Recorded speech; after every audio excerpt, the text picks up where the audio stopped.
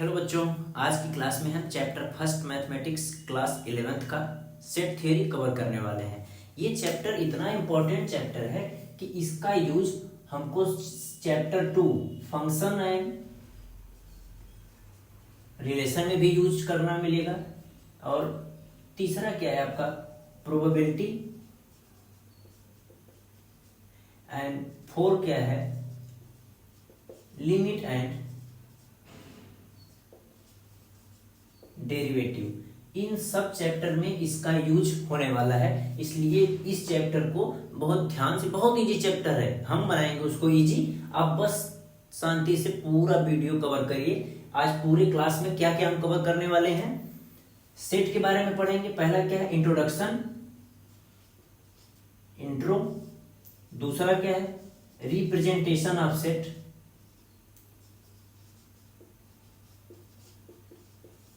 कि सेट को कैसे रिप्रेजेंट किया जाता है। इसका दो टाइप्स होता है, पहला रोस्टर फॉर्म और दूसरा होता है प्रॉपर्टी फॉर्म, या फिर उसको बोल सकते हैं कि सेट बिल्डर फॉर्म बोल सकते हैं। ठीक, सेट बिल्डर फॉर्म या फिर प्रॉपर्टी फॉर्म। और तीसरा आपका आता है टाइप्स ऑफ सेट। ठीक, चौथा आपका आ जाएगा सबसेट। पांचवा पॉइंट होगा operation on set.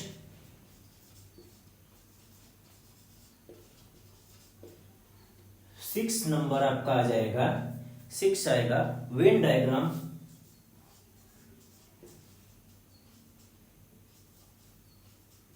When diagram and seventh आपका होगा, सेवेंथ और लास्ट होगा आपका complement on set. Complement on set. ये सातों पॉइंट आपके इस लेक्चर में पूरा कवर करेंगे वन बाय वन। बहुत ही इजी चैप्टर है, बस लोग बहुत ज्यादा इसका हवा बना के रखते हैं कितना टफ है। बहुत इजी चैप्टर है, वन बाय वन करके हम पूरा कवर करने वाले हैं इस। और आपको अगर ये क्लास फर्स्ट है 11th का, पूरा कंप्लीट 11th का वीडियो चाहिए तो हमारे चैनल को आप सब्सक्राइब कर लेंगे और बेल आइकन दबा लेंगे। ठीक, क्योंकि रोज वन बाय वन करके हम पूरा कंप्लीट 11th की मैथ कंप्लीट करने वाले हैं। इसके पिछले लगभग हम 30 वीडियो 10th का पूरा कवर कर चुके हैं, 11th का पूरा कवर करेंगे। इसके बाद फिर 12th का आएगा, फिर 12th का पूरा स्टेप बाय स्टेप करके वन बाय वन पूरा कंप्लीट लेक्चर आपको इस चैनल पे मिलेगा। ठीक है, अभी आप आते हैं सेट थ्योरी का। पहला क्या है आपका सेट के बारे में हम उसका इंट्रोडक्शन देखते हैं क्या होता है। सेट क्या होता है मैथमेटिकल लैंग्वेज में, अगर सेट को बोला जाए उस तरीके से तो बोला जाए सेट मतलब इसका हिंदी में नहीं होता समुच्चय, किसी भी चीज का कलेक्शन। ठीक, इसमें क्या शब्द हो जाएगा in mathematics a set is a well defined collection. इस चीज पर फोकस करिएगा, वेल डिफाइंड, जो वेल डिफाइंड हो पूरा। ये नहीं कि कोई भी चीज अगर बोल दिया जाए जिसका कोई उसको मैथमेटिकल तरीके से डिफाइन किया जा सके।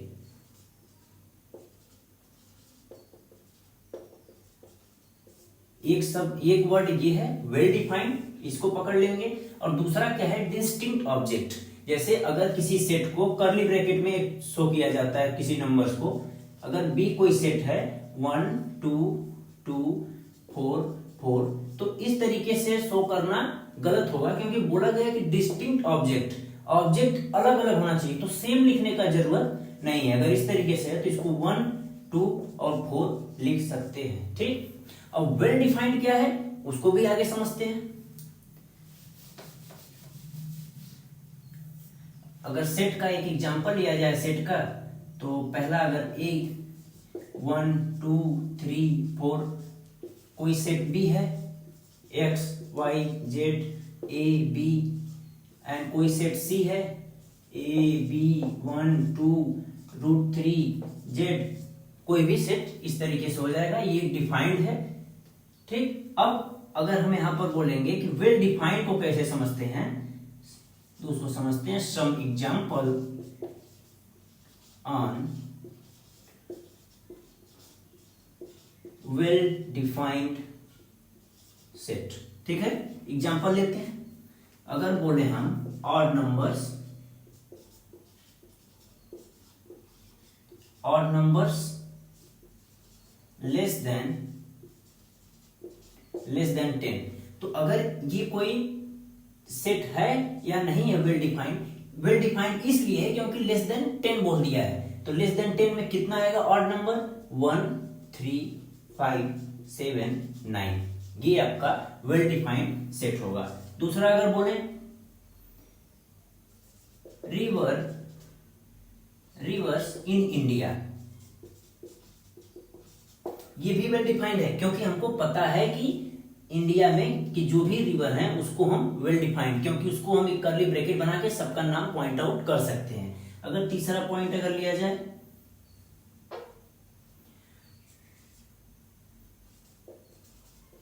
प्राइम नंबर्स लेस देन 20, तो 20 से नीचे प्राइम नंबर क्या क्या हो जाएगा? सबसे लोवेस्ट प्राइम नंबर 2 3 5 7 11 13 17 19 23 होगा नहीं क्योंकि लेस देन 20 बोल रहा है। तो ये भी वेल डिफाइंड है, ये भी एक वेल डिफाइंड सेट है, ये भी एक वेल डिफाइंड सेट है। तो कौन सा वेल डिफाइंड सेट नहीं होगा, अगर उसको समझना हो तो इसको ले लेते हैं इस एग्जांपल को। अगर हम बोलें हैंडसम पीपल इन इंडिया, अगर बोला जाए कि हैंडसम पीपल इन इंडिया, तो हैंडसम पीपल आपके रिस्पेक्ट में कोई और होगा, हमारे रिस्पेक्ट में कोई और होगा। तो ये चीज वेल डिफाइंड नहीं है क्योंकि ये चीज फिक्स नहीं है। इन सब का जो आंसर है ये फिक्स्ड है, यही आएगा हमारे हिसाब से भी, आपके हिसाब तीसरा भी आदमी अगर आएगा तो उसको भी बोलेंगे कि ऑड नंबर लेस देन 10, तो यही नंबर बताएगा। लेकिन अगर हम बोले कि हैंडसम पीपल, या फिर एक एग्जांपल और ले लें,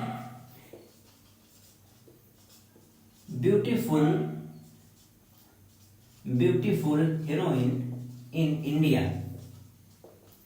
इसका क्या हम बोलेंगे? किसी और हीरोइन को, आपके हिसाब से कोई और ब्यूटीफुल हीरोइन होगा, तीसरे के हिसाब से कोई और होगा। तो ये चीज भी फिक्स नहीं है, तो ये वेल डिफाइंड नहीं होगा। इस चीज को आप जज करना, क्योंकि आपके एक्सरसाइज में 4 से 5 क्वेश्चन इसी तरीके से दिया रहेगा, उसको बोला जाएगा कि वो वेल डिफाइंड है या नहीं है। ठीक है,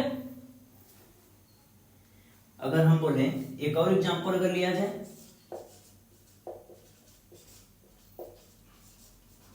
prime factor of 210, prime factor of 210 भी फिक्स होगा, चाहे वो कोई भी स्टूडेंट हो या कोई टीचर हो या आप हो, हम कोई भी अगर इसका प्राइम फैक्टर निकालेगा तो हमको पता है इसका प्राइम फैक्टर यहां निकाल लेते हैं 210, 215 देन 3। प्राइम फैक्टर निकालने का यही तरीका है, 2 3 5 जितने प्राइम नंबर है स्टेप बाय स्टेप उनसे चेक किया जाता है। 3 से डिवाइड करेंगे, 3 3 जा 9, 3 5 जा 15, देन 5 5 7 जा 35, देन 7। तो इसका प्राइम फैक्टर क्या होगा? 2 3 5 एंड 7। ये भी आपका वेल डिफाइंड है क्योंकि ये चीजें फिक्स हैं, कोई भी निकाले यही इसका आंसर होगा, तो ये वेल डिफाइंड हो गया। ठीक, तो इस चीज को आप समझ में आ गया। और डिस्टिंक्ट ऑब्जेक्ट हम यहाँ आपको बताए थे कि किसी भी नंबर का रिपीटेशन नहीं होना चाहिए। अगर कोई सेट को कर्ली ब्रैकेट में शो किया जा रहा है तो किसी भी नंबर्स का रिपीटेशन नहीं होना चाहिए, वो हो जाएगा आपका डिस्टिंक्ट ऑब्जेक्ट होना चाहिए। ठीक है, इतना एक बार नोट कर लीजिए।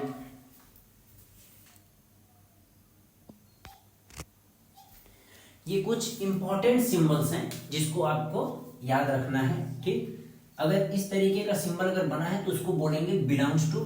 इट मीन्स अगर बोला जाए इसको कैसे लिखें, x belongs to real number, मतलब एक्स कोई जो भी वेरिएबल है वो बिलोंग करता है रियल नंबर्स का। अगर हम बोलते हैं x belongs to natural number, तो जितने नेचुरल नंबर हैं उनमें से एक्स की जो वैल्यू होगी नेचुरल नंबर से होगी। एक्स बिलोंग्स टू, अगर यहां हम बोले कोई तीसरा चीज ले लिया जाए इंटीजर, तो वो एक्स बिलोंग करेगा इंटीजर्स में, जो इंटीजर्स नहीं होंगे वो एक्स नहीं हो सकता। ठीक, इस तरीके से इसको यूज किया जाएगा बिलोंग्स टू। तो सबसे ज्यादा आगे जो भी इस चैप्टर में यूज होने वाला है ये सिंबल यूज होने वाला है बिलोंग्स टू। और दूसरा जो सिंबल है वो सच दैट, ये जो है इस तरीके का, इसको बोलेंगे सच दैट। इसका क्या यूज होता है, इसको इस तरीके से यूज किया जाता है, एक सच दैट। सच दैट का मतलब हिंदी में होता है ऐसा है कि, यक्स ऐसा है कि x belongs to real number, x ऐसा है कि x रियल नंबर में बिलोंग करता है, इस तरीके से बोल दिया जाएगा। इसको शो करने के लिए बोला जाता है x ऐसा है कि x बिलोंग्स टू समथिंग। अगर बोला जाए x ऐसा है कि x ग्रेटर देन और equal to 5 and less than और equals to 1 and x belongs to real number, इस तरीके से अगर बोला जाए, एक तरीके से आपका सेट बिल्डर फॉर्म होता है। तो इसको अगर बोला जाए, यहाँ पर अगर हम बोले सेट लिखने का, तो x equals to curly bracket में यहाँ x की वैल्यू 1 से 5 तक है, लेकिन इक्वल्स टू लगा है तो 1 भी शामिल है और 5 भी शामिल है। इसका मतलब 1 2 3 4 5, इस तरीके से हम इसको शो करते हैं कि x की जो वैल्यू है, x ऐसा है कि x such that x greater than और इक्वल टू 5 लेस देन और इक्वल टू 1, देन x को शो किया जाएगा इस तरीके से कि x की वैल्यू 1 से 5 तक हो सकती है और x की जो वैल्यू है बिलोंग्स टू रियल नंबर होगा।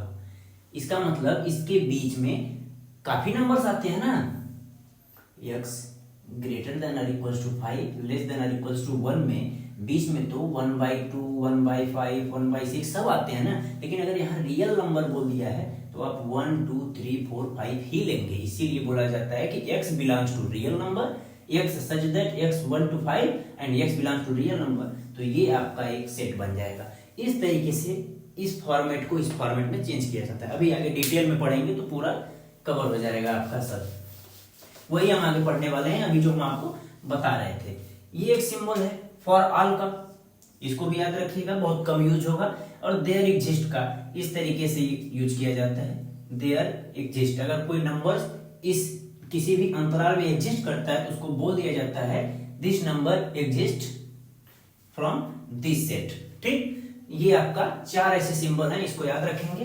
फिर हम आते हैं अपने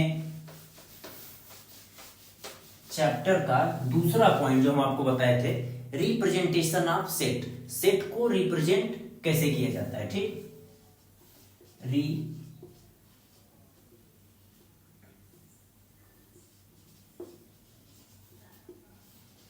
रिप्रेजेंटेशन ऑफ सेट, इसका क्या होता है कि 2 प्रकार से। ठीक, पहला आपका क्या होगा,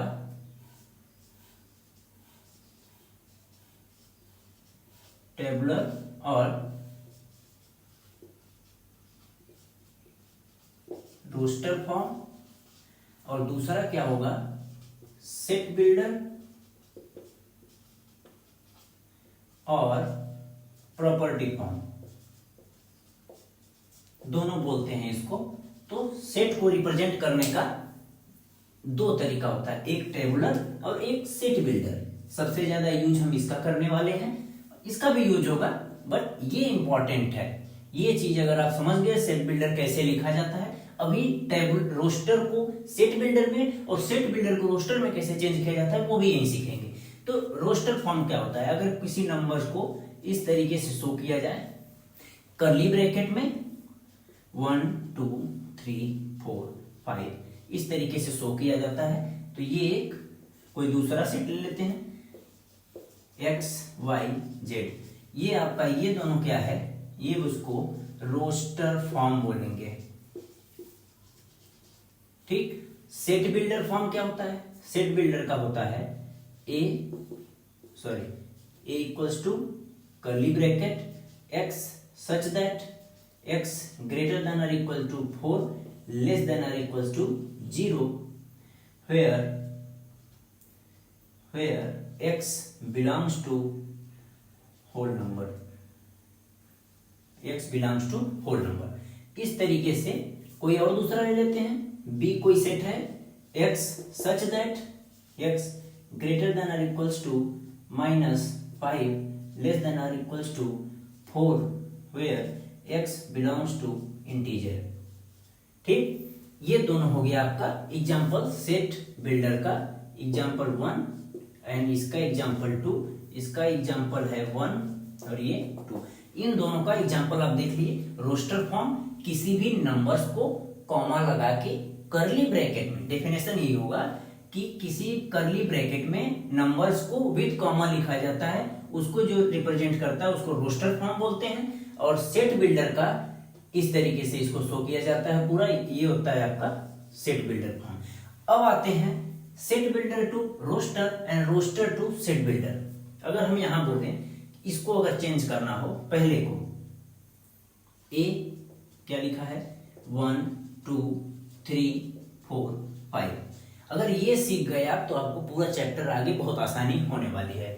ठीक, इसको बोला जाए कि अगर हम बोले ए कोई एक ऐसा सेट है x such that x greater than or equals to x greater than or equals to 1 and less than or equals to 5 and x belongs to real number। ये क्या था आपका, ये था आपका रोस्टर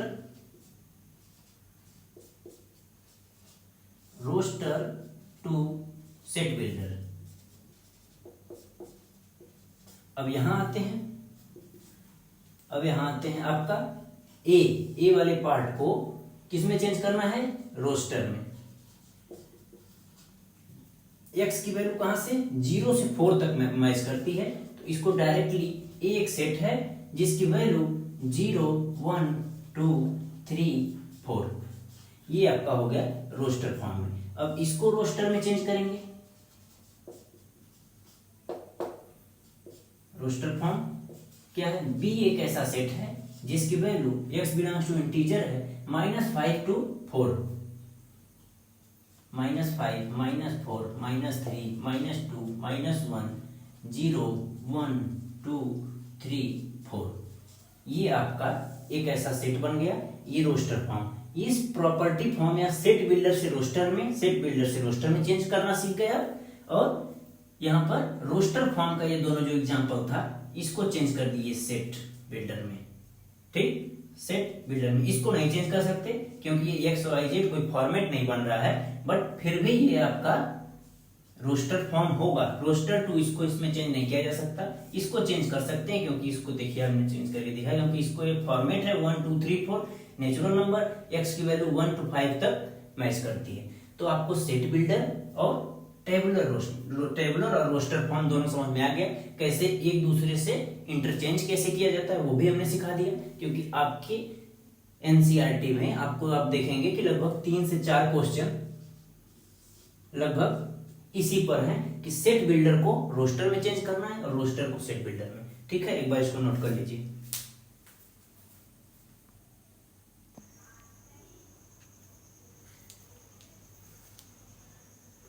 ठीक है, तीसरा टॉपिक क्या है आपकी क्लास का, पहले हम क्या पढ़े थे, इंट्रोडक्शन सेट का, फिर सेट क्या होता है, वेल डिफाइंड होता है, ठीक, वो सेट बोला जाएगा। फिर तीसरा क्या है आपका, रिप्रेजेंटेशन ऑफ सेट, सेट को कैसे रिप्रेजेंट करते हैं, टेबुलर, और दूसरा है सेट बिल्डर। अभी आपका तीसरा टॉपिक इसमें दिया हुआ है एग्जाम को आपके चैप्टर में, द एम्प्टी सेट। इसको नल सेट भी बोलते हैं, नल सेट भी बोलेंगे और वॉइड सेट बोलते हैं। ठीक, ये क्या होता है, एम्प्टी सेट का मतलब कोई सेट ऐसा हो जिसके बीच में नंबर ऑफ एलिमेंट 0 हो। बोला जाए if the number of element in a set are 0,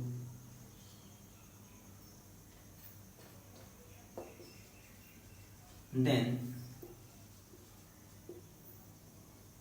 it is called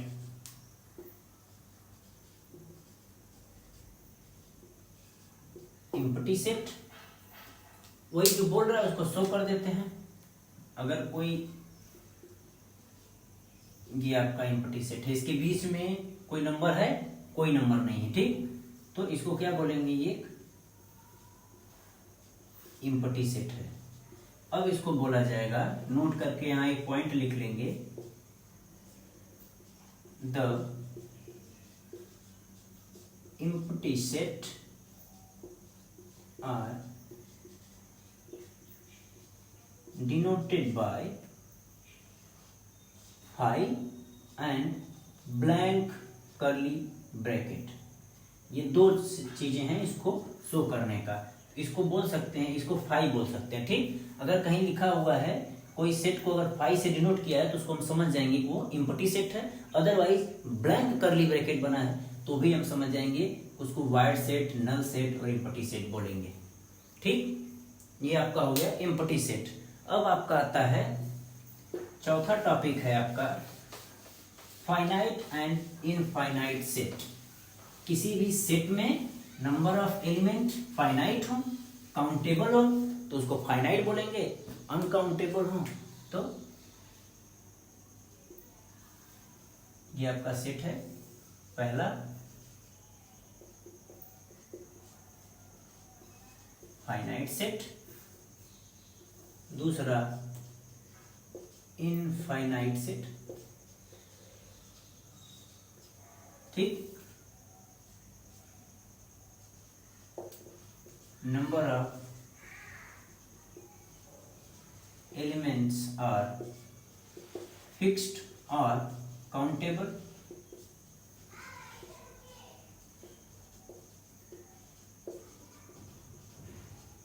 it is known as finite set. If the number of element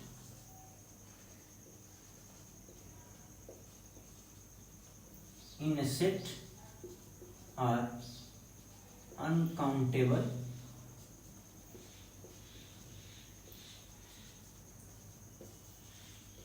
it is called infinite set, ठीक। Example ले लेते हैं। अगर कोई बोला जाए x a equals to x such that x is a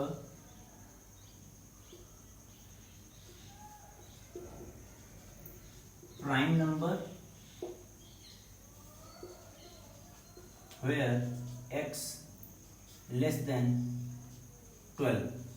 तो अगर इसको हम बोले फाइनाइट सेट क्यों होगा, क्योंकि इसको अब तो ये अब तुम्हारा आपका क्या होगा, अभी हम सिखाए थे सेट बिल्डर फॉर्म में है, रोस्टर में चेंज करके देख लेते हैं कि ये फाइनाइट है या इनफाइनाइट है। x is a prime number less than 12, तो 12 से छोटा जितना प्राइम नंबर होगा उसको कर्ली ब्रैकेट में लिख लेंगे।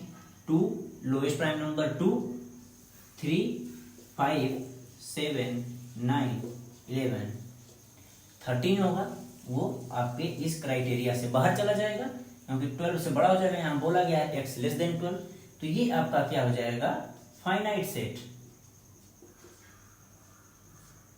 और यहां पर अगर हम बोले एग्जांपल लें इनफाइनाइट का, अगर बोले इस तरीके से अगर डायरेक्ट शो किया जाए x belongs to 1 2 3 dot dot dot infinite तक अगर कर दिया जाए तो ये इनफाइनाइट सेट होगा क्योंकि इसका कोई फिक्स नहीं है। अगर सेट बिल्डर में लिखना हो a equals to x such that x is a natural number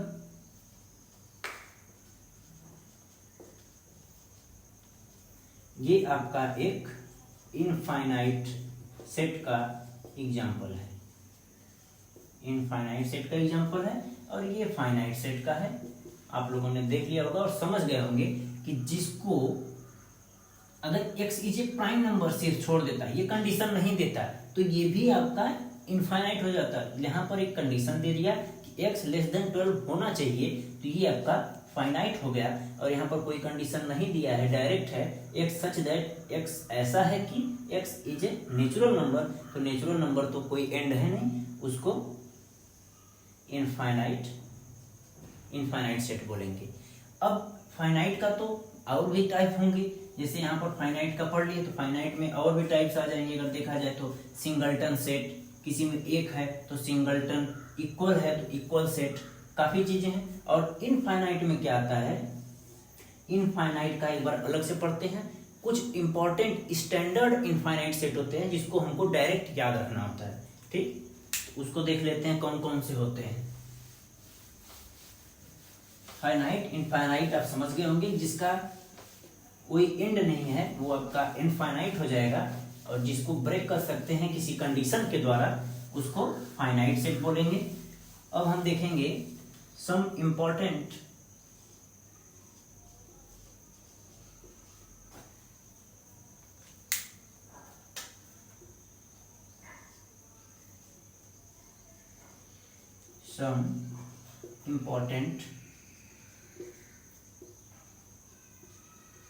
infinite set।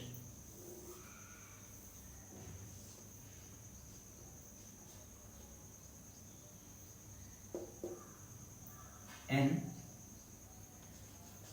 W R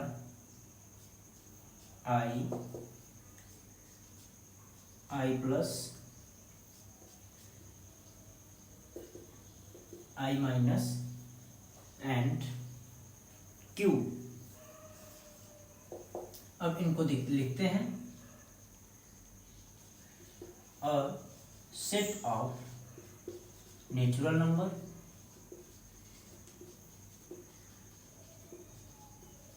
साथ में हम लिख देते हैं क्या होता है natural number. 1 2 3 dot dot infinite तक होते हैं, और सेट ऑफ होल नंबर, इसमें जीरो सिर्फ ऐड हो जाता है, बाकी सेम चीज एज इट इज, ये भी एक इनफाइनाइट सेट है। Real number, a set of real number, इसमें क्या हो जाएगा आपका माइनस इन्फिनेटिव टू इन्फिनेटिव जो रहेगा आपका हो जाएगा रियल नंबर। इंटीजर का रियल नंबर का आपका हो गया, और इंटीजर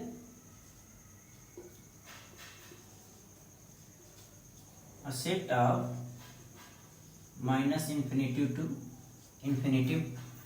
आई पॉजिटिव में क्या हो जाएगा minus infinitive to 1, and I minus का क्या हो जाएगा 1 टू इन्फिनेटिव। और क्यू क्या हो जाएगा, ये क्या होता है अ set of rational number, a set of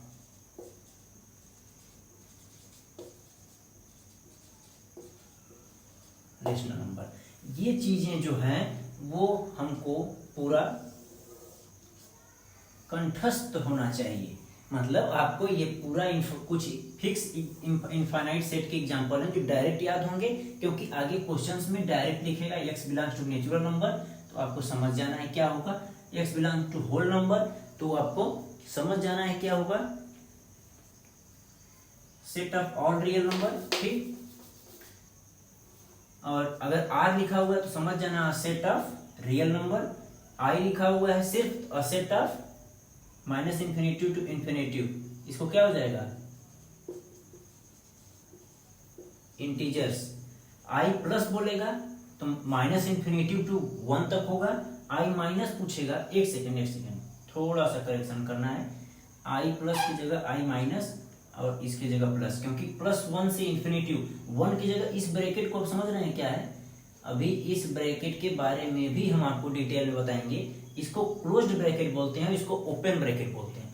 close कहाँ लगता है, जब वो नंबर उस ब्रैकेट में शामिल किया जाता है तो क्लोज्ड ब्रैकेट लगता है, और ये ओपन ब्रैकेट इसलिए लगा है कि माइनस इन्फिनेटिव तो कोई नंबर है नहीं, इसलिए उसको हम कैसे शामिल करेंगे, नहीं कर सकते। यहाँ इन्फिनेटिव आ जाते हैं, यहाँ पर भी ओपन ब्रैकेट लगा है, और यहाँ पर 1 है तो क्लोज रखा है। 1 फिक्स नंबर है, हमको पता है, इसलिए यहाँ पर क्लोज नंबर और ये शामिल किया गया है। इसलिए ये ध्यान दीजिएगा, ये मिस्टेक नहीं है, ये लिखा हुआ है, ये बड़ा वाला ब्रैकेट और ये स्मॉल ब्रैकेट में पैक किया गया है। तो ये जो होता है ये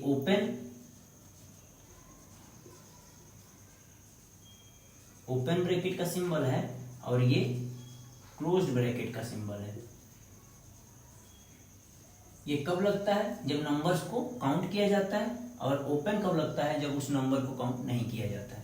और क्यू क्या है आपका अ सेट ऑफ रेशनल नंबर। इतना चीजें जो फिक्स्ड हैं ये आपको याद होने चाहिए, यहाँ पर ट्रिपल स्टार लगा लीजिए।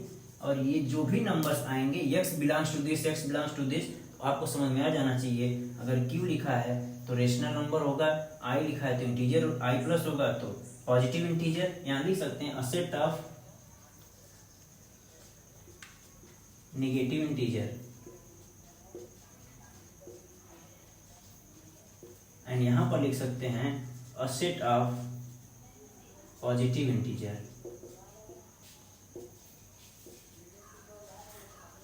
ठीक है, इसको नोट कर लीजिए।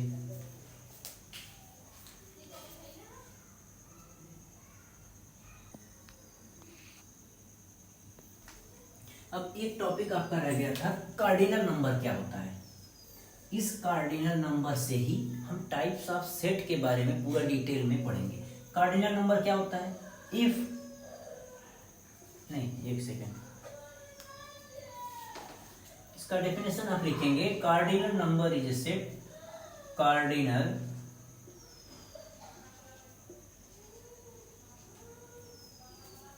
नंबर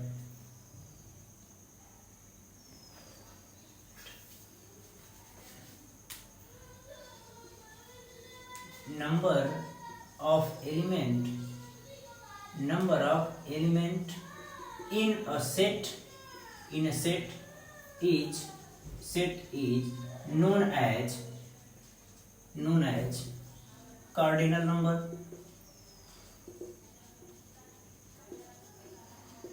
कार्डिनल नंबर कुछ नहीं है, किसी भी सेट में एग्जांपल लेकर हम समझाते हैं और बेहतर समझ में आएगा आपको। एग्जांपल ले लेते हैं 1 2 3 4 5। अगर हम पूछें कार्डिनल नंबर, इस तरीके से इसको शो किया जाता है। ठीक,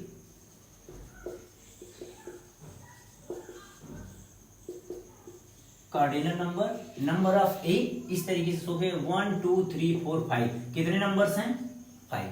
ठीक, दूसरा एग्जांपल लेते हैं। अगर यहां बोला जाए x y 2 3 -5 z a b, इस तरीके से लिखा हुआ है। अब इसका कार्डिनल नंबर क्या होगा, इस तरीके से शो किया जाएगा। कार्डिनल नंबर कितना होगा, 1 2 3 4 5 6 7 8।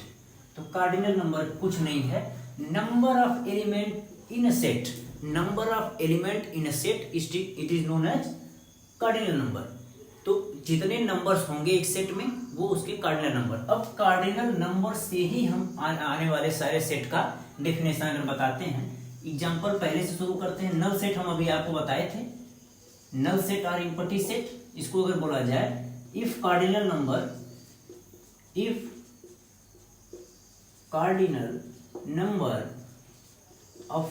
Of a set is 0,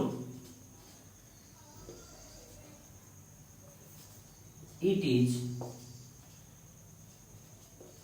known as empty set. और नल सेट में एक और डेफिनेशन लिख लीजिएगा, क्योंकि कार्डिनल नंबर अभी पढ़े, तब कार्डिनल नंबर से क्लासिफिकेशन अगर किया जाए तो उसका डेफिनेशन क्या होगा, if cardinal number of a set is 0 it is known as null set और नल और एम्प्टी सेट। इसका एग्जांपल ले लेते हैं। एग्जांपल x कोई सेट है, like x such that x square -1 less than 0 where x greater than 1। अब आप इस इक्वेशन में x का ग्रेटर देन 1 कोई भी वैल्यू रखिए, 0 से छोटा नहीं आएगा। रख के चेक कर लेते हैं। x का ग्रेटर देन 1 2 रख लेते हैं, 2 का स्क्वायर 4 - 1 = 3। 3 रखेंगे तो 3 का स्क्वायर 9 - 1 = 8। 4 रखेंगे, 4 का स्क्वायर 16 - 1 = 15। तो आप यहाँ देख रहे होंगे सारी वैल्यू है जो ग्रेटर देन 0 आ रही है। तो कोई ऐसा यहाँ पर, अगर हम यहाँ पर कोई सेट लिखें तो इसको इस तरीके से और 5 इस तरीके से हम शो कर सकते हैं। तो x such that x square -1 less than 0, x greater than 1, ये वैल्यू ग्रेटर देन 1 के लिए 0 कभी हो ही नहीं सकती। आप चेक कर सकते हैं, x की कोई भी वैल्यू x से बड़ा रखेंगे तो नहीं आएगा। तो यहाँ पर कोई सेट नहीं है, तो इसका कार्डिनल नंबर क्या होगा,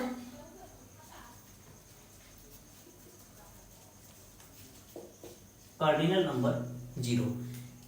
if cardinal number of a set is zero it is known as null और एम्प्टी सेट। एग्जांपल हम ले लीजिए a equal to x such that x square minus one less than one, where x greater than one. तो x A का जो बनाएंगे हम tabular form तो उसमें कोई भी नंबर्स नहीं आएगा, क्योंकि एक्स की कोई ऐसी वैल्यू नहीं है जिसको यहाँ पुट करने पर वैल्यू लेस देन जीरो आए। अब आपका हो गया कार्डिनल नंबर को हम ऊपर रहने देते हैं। डेफिनेशन आपका कार्डिनल नंबर का पता चल गया। अब दो चार टाइप्स और होते हैं इसका, उसको देखेंगे। सिंगलटन सेट क्या होता है, नाम में ही लिखा है सिंगलटन सेट, बेचारा सिंगल है, ठीक। उसको अगर बोले सिंगलटन सेट क्या होता है,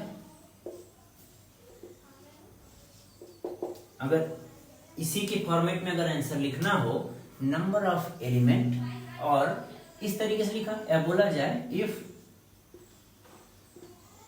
cardinal number of a set, if cardinal number of a set is 1 then it is called singleton set। अगर किसी भी सेट का कार्डिनल नंबर 1 है, इसका मतलब एग्जांपल अगर लें कोई बी कोई सेट है उसका वैल्यू 1 लिखा हो, या फिर सी कोई सेट है उसको 4 लिखा हो, या फिर डी कोई एक ऐसा टेबुलर फॉर्म में सेट है ए लिखा हो, इन सब का cardinal number of A sorry B है ना, B number of C number of D total A 1 के बराबर है। तो ये जितने भी एग्जांपल होंगे ये आपका सिंगलटन सेट हो गया, ठीक। अब दूसरा एक और टाइप आता है, तीसरा, उसको बोलेंगे सिंगलटन सेट के बाद इक्वल सेट।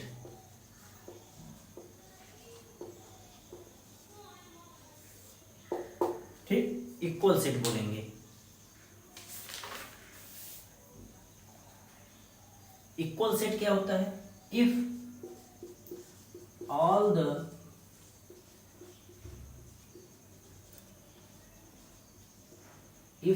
द एलिमेंट, एक बार इसको इरेज कर देते हैं,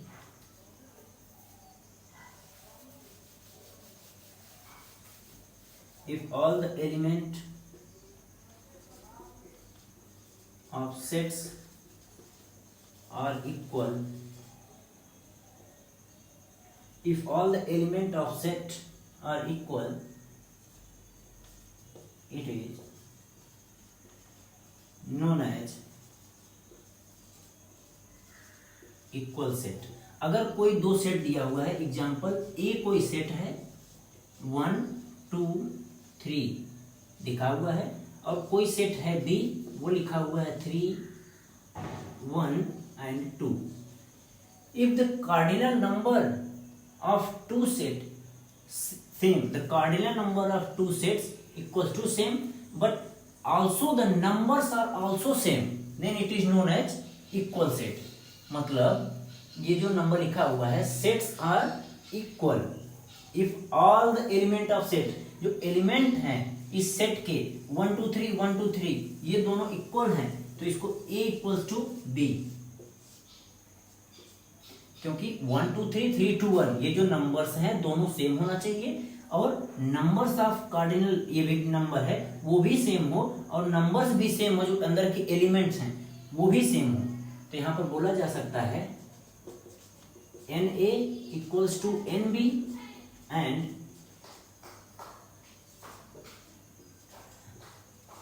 element of A equals to element of B। ये दोनों कंडीशन अगर फॉलो होगा तो इसको इक्वल सेट बोलेंगे,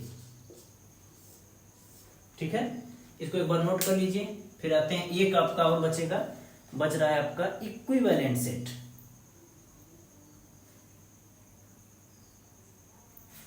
ठीक, इक्विवेलेंट का इसी से मिलता जुलता है, इसको इरेज कर दे रहे हैं। इक्विवेलेंट सेट क्या होता है कि उसमें कार्डिनल नंबर आपका सेम होगा, लेकिन अंदर का जो एलिमेंट होगा वो सेम नहीं होगा। आपका एक टॉपिक और आता है तीसरा,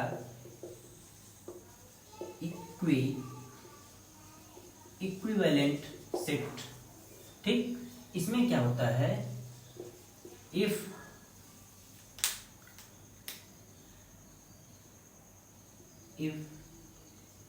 the cardinal number of the sets are equal but elements are not, it is called equivalent set। Equivalent set, अब एग्जांपल ले लेते हैं। एक example A, X Y Z, and कोई एग्जांपल बी है, ए बी सी। अब यहां पर क्या क्या है, कंडीशन देखते हैं। Cardinal numbers of the sets are equal, तो number of A, cardinal number of A 3 equals to cardinal number of B equals to 3, ये दोनों आपस में बराबर हैं। Condition number 1। कंडीशन 2 क्या है कि elements of A does not equals to element of B, ये दोनों कंडीशन फॉलो हो रहा है, तो इसको बोलेंगे इक्विवेलेंट सेट। ठीक, अब हम टाइप ऑफ सेट पूरा कवर कर चुके हैं। आपका एक और टॉपिक है आपका यूनिवर्सल सेट। एक आपका और बचा है इक्विवेलेंट सेट के बाद क्या होगा, यूनिवर्सल सेट। यूनिवर्सल सेट का मतलब है कि पूरे यूनिवर्स में कोई भी, अगर आपका जितना भी एग्जाम आपके बुक में कोई भी क्वेश्चन दिया हुआ है, उसके यूनिवर्सल सेट का मतलब एक तरह से ये होता है कि कोई भी एग्जांपल लिया हुआ है, यूनिवर्स में कोई भी ऐसा चीज नहीं है जो उस सेट के अंदर नहीं आता है। कोई भी, अगर हम यहाँ पर अगर सेट ले लें, A x belongs to real number, B x such that 5 1 greater than or equals to 5, whereas x belongs to real number, ये जो भी है, अगर हम बोले कि उस तरह से अगर वेन डायग्राम में अगर शो किया जाए, ये एक यूनिवर्सल है। इसके अंदर ही जो भी हम एग्जांपल्स लेंगे, आपके बुक में दिया हुआ कोई भी एग्जांपल होगा, उसके बीच में होगा, ये कोई ए है, ये कोई बी है, तो ये उसके अंदर होगा। अगर अभी आप सबसेट पढ़ेंगे, प्रॉपर सबसेट पढ़ेंगे, तो इसको और बेहतर तरीके से जानेंगे और वेन डायग्राम की यूनिवर्सल क्या होता है। अभी सिर्फ आप देखते हैं उसका डेफिनेशन क्या है। यूनिवर्सल सेट, ठीक, यूनिवर्सल सेट का आपका देखेंगे, the set that has all element,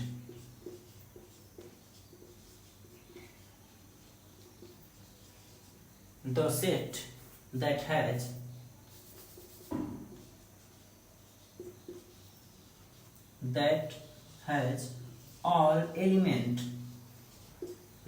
all elements relevant to our question,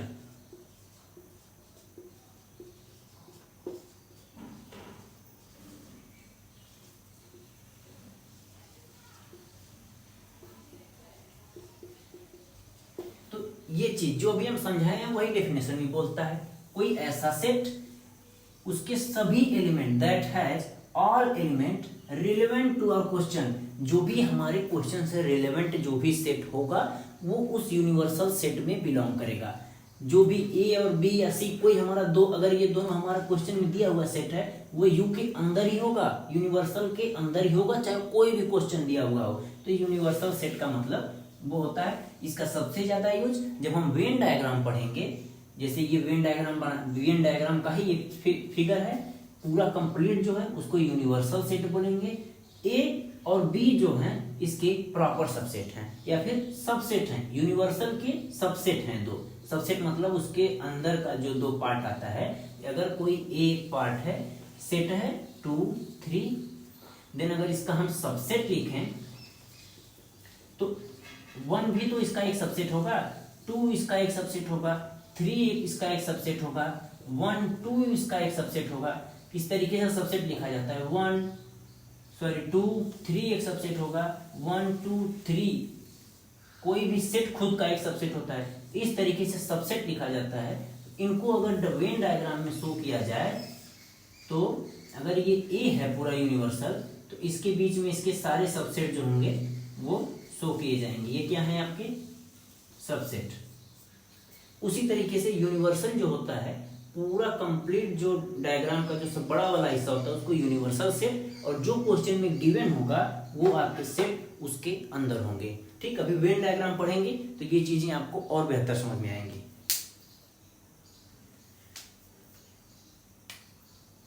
ठीक, अब आपका आता है नेक्स्ट टॉपिक। हम अभी बताए थे आपको ओपन और क्लोज्ड ब्रैकेट का, जो कैसे क्लोज इंटरवल और ओपन इंटरवल एक बार समझ लेते हैं।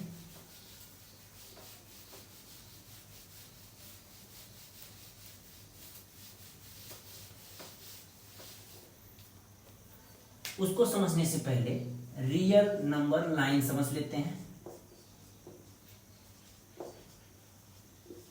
रियल नंबर लाइन क्या होता है? अगर ये कोई एक्स कोऑर्डिनेट है और ये एक वाई, तो एक्स कोऑर्डिनेट पर 0 1 2 3 4 इंफिनिटिव तक, -1 -2 -3 -4 माइनस इंफिनिटिव तक, ये आपका रियल नंबर लाइन होता है। इस चीज को आप जानते हैं, नहीं जानते हैं तो एक बार इसको नोट कर लीजिए। फिर माइनस इंफिनिटिव टू माइनस, इसका रेंज क्या होता है? सॉरी, पूरा नहीं, ये क्लोज ओपन ब्रैकेट में माइनस इंफिनिटिव टू इंफिनिटिव। ठीक, ये रियल लाइन है। अब आपका टाइप आता है, इसका कौन सा टाइप है? इंटरवल। ठीक, आपका टॉपिक क्या आता है? इंटरवल। ठीक, ये इंटरवल का क्या होता है? इंटरवल आपका दो प्रकार का होता है, ओपन और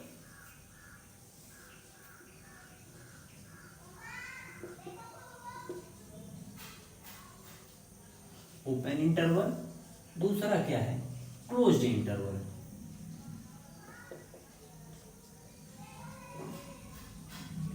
अब इसको डिनोट करने का इस तरीके से डिनोट करते हैं, और क्लोज्ड इंटरवल को इस तरीके से डिनोट करते हैं। ठीक, ये हो गया आपका। इसको अगर रियल लाइन पे शो करना हो, अगर plus infinitive to minus infinitive, अगर कोई नंबर यहां दिया हुआ है, x ऐसा है 4,8, ठीक, इस तरीके से दिया हुआ है, तो ये आपका जीरो लाइन है, -1।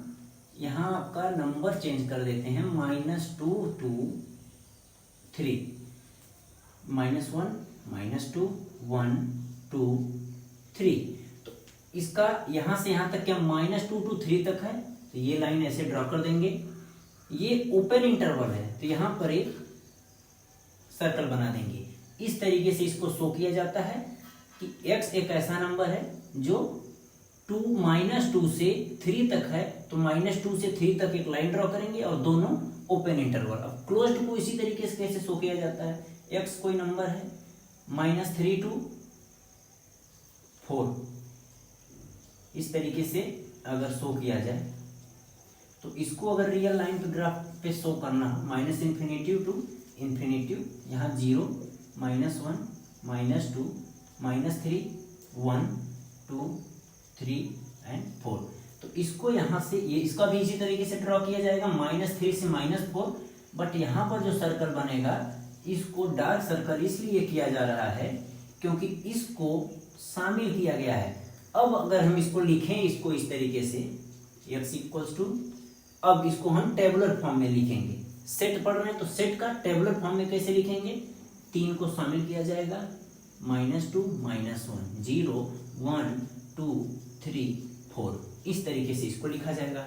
अब उसी तरीके से इसको लिखिए ओपन इंटरवल को, x इक्वल्स टू, इन दोनों को अगर इस तरीके से ब्लैंक सर्कल बना हुआ है, ये डार्क है, ठीक, ये डार्क बनाया गया है और ये ब्लैंक है, और ये सिंबल है ओपन का। ओपन का मतलब इस नंबर को और इस नंबर को इसमें सम्मिलित नहीं किया जाएगा, इन्वॉल्व नहीं किया जाएगा, तो -2 नहीं आएगा। इसका क्या होगा, -1 0 1 और 2, इसका ये आपका टेबुलर फॉर्म में अगर बोला जाए तो इतने नंबर्स आएंगे। और इसमें जो सम्मिलित किया गया है तो -3 और 4 को, दोनों को देखो इंक्लूड किया गया है, यहाँ पर इन दोनों को एक्सक्लूड किया गया है, ठीक। अब इन दोनों का सेमी ओपन या सेमी क्लोज्ड एक टाइप आपका आता है,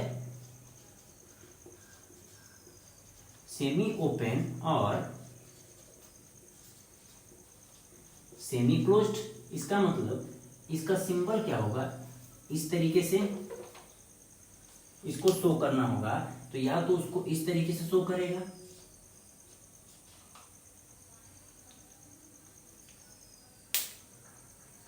इसको शो करने का तरीका या तो इस तरीके से होगा या फिर इस तरीके से होगा,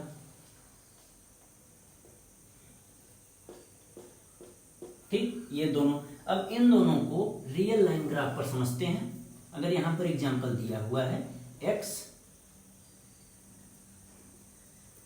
-2 2 3, ये क्लोज्ड ब्रैकेट, ये ओपन ब्रैकेट, तो हो गया ना सेमी।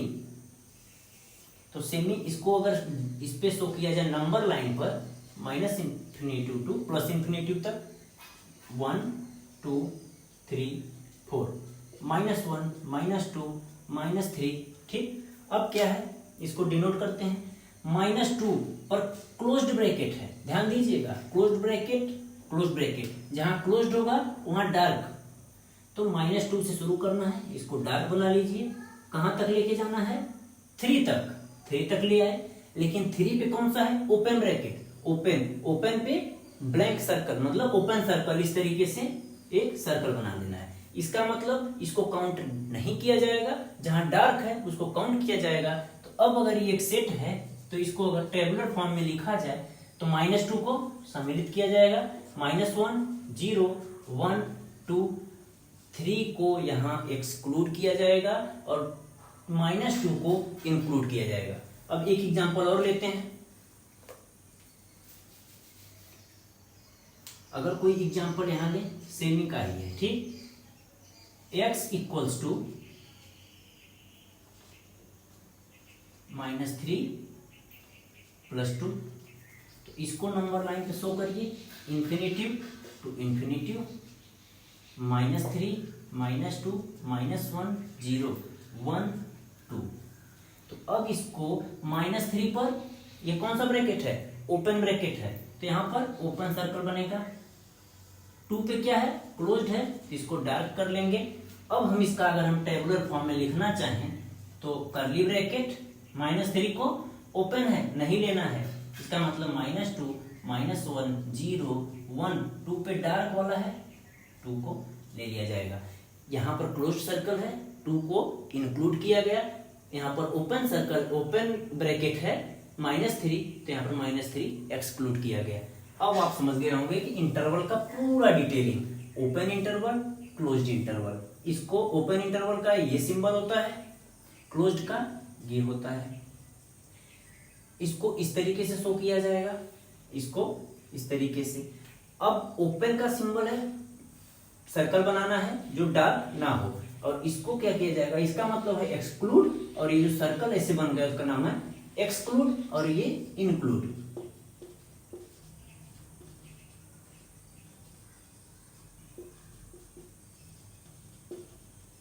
ठीक, एक बार इसको पूरी तरीके से नोट कर लीजिए, नंबर लाइन पर इंटरवल्स को कैसे शो किया जाता है। ये चीज अगर आप समझ गए, आगे एग्जांपल्स जब करेंगे तो इसका हम यूज करेंगे, एक बार पूरा इसको नोट कर लीजिए।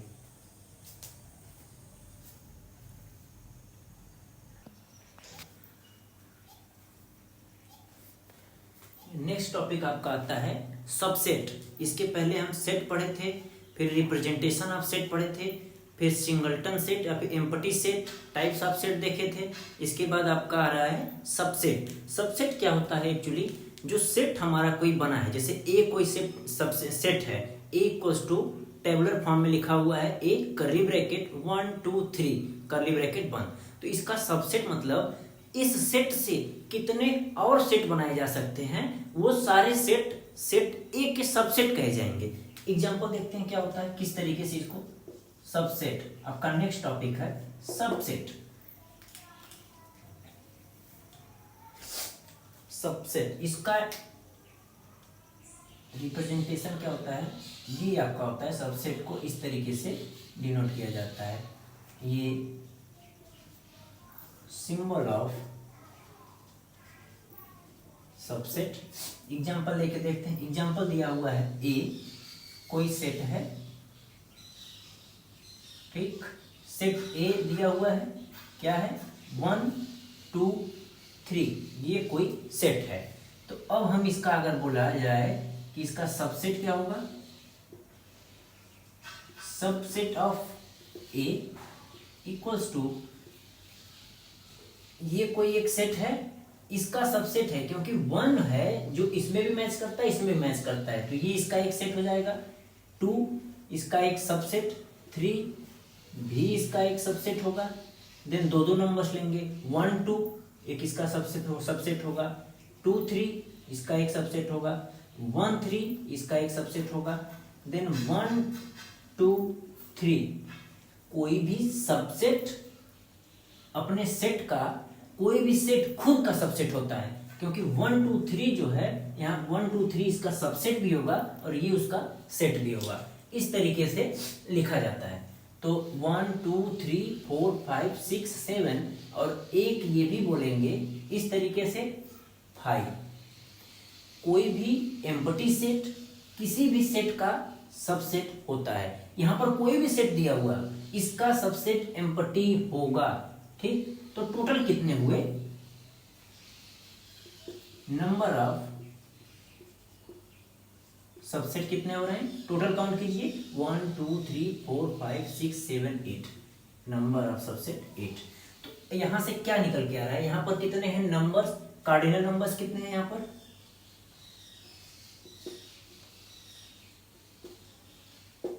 Cardinal number of A equals to 3। तो अब यहां से एक फार्मूला निकल के आ रहा है,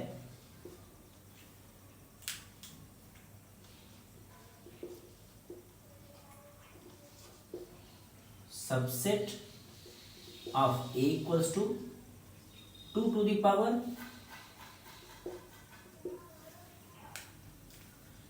cardinal number of set A. इसको क्या लिख सकते हैं, 2 इंटू एन ए लिख सकते हैं या नहीं लिख सकते हैं, ये चीज आपको समझ में आई। ये क्यों सही हो रहा है एक बार चेक कर लेते हैं। इसको 8 को क्या लिख सकते हैं 2 टू द पावर 3, और कार्डिनल नंबर आपका क्या है 2 to the power N A. ये चीज यहां से प्रूफ हो गई। एक एग्जांपल और लेके चेक कर देते हैं, आपको क्लियर हो जाएगा। ए इक्वल्स टू 1 2, इसका क्या लिखेंगे सबसेट 1 2 1 2 एंड 5, ये तो सबका सबसेट होता है। तो 1 2 3 4, तो इसका क्या हो जाएगा, इसको 2 की पावर 2, अगर यहाँ पर इसका कार्डिनल नंबर लिखें a इक्वल्स टू 2 है, देन 2 की power number of A cardinal number 2 की पावर 2 इक्वल्स टू 4, और यहाँ पर भी कितना आ रहा था 4। ये चीजें आपको प्रूव करके दिखा दिए कि 8 आ रहा है जो 2 की पावर 3 होगा। इसका मतलब यहाँ पर आपका एक फार्मूला बन गया, किसी भी सेट का सबसेट निकालना हो तो उसका कार्डिनल नंबर निकालिए, 2 के पावर में कार्डिनल नंबर करिए, उसका आंसर आ जाएगा। क्योंकि अभी तो ये छोटा सा दिया है, मान लीजिए वो बड़ा कर दे, नेचुरल नंबर कर दे 1 2 3 4 5 डॉट डॉट n, तो यहाँ पर 2 टू द पावर n, जितने नंबर्स होंगे उतने उसके पावर्स आ जाएंगे। इसका मतलब सेट ए में जितने कार्डिनल नंबर होंगे उसको 2 to the power cardinal number करेंगे तो उसका सबसेट आ जाएगा, ठीक है। सबसेट आपका क्लियर हो गया। सबसेट के बाद एक टर्म्स आता है पावर सेट।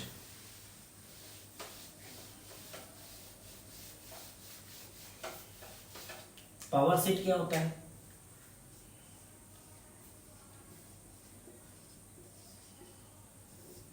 पावर सेट क्या होता है? पावर सेट एक्चुअली, अगर कोई सेट जो लिखा हुआ था अभी, सेट ए लिखा हुआ है 1 2 3, इसका सबसेट 1 2 3 1 2 1 3 2 3 1 2 3 एंड 5, इस तरह हो गया। अगर हम बोले power set of A, power set of A, इसको करली ब्रैकेट में ये सारे नंबर्स को, ये सारे जो सबसेट हैं, इसको इस तरीके से शो करना ही पावर सबसेट ऑफ ए बोला जाएगा।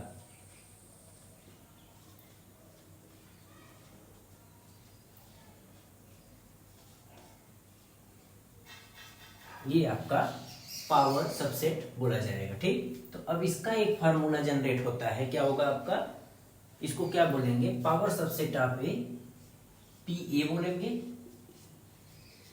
यहां पर पी ए कितने नंबर्स हैं अंदर, number of P A equals to 8, ये आपका हो जाएगा। देन अगर बोला जाए number of power subset of A equals to 2 to the power number of 2 to the power number of A, cardinal number of A, ये आपका एक फार्मूला बन के आ जाएगा। ये पावर सबसेट था, पावर सेट था। अभी हम आपको सबसेट जो पढ़ाए थे, तो सबसेट के बाद एक आता है प्रॉपर सबसेट। तो प्रॉपर सबसेट में जो सबसेट -2 कर देते हैं, -2 करने पर आपका आ जाता है आपका प्रॉपर सबसेट। प्रॉपर सबसेट का मतलब क्या होता है कि यहाँ पर सबसेट आ गया, यहाँ सेट आ गया, तो इस सेट से ये जो 1 2 3 जो same to same as it is यहाँ लिख दिया जाता है, और एक 5, ये दोनों सबसेट घटा दिए जाते हैं। तो अगर यहाँ पर पूछा जाए कि प्रॉपर सबसेट क्या होता है,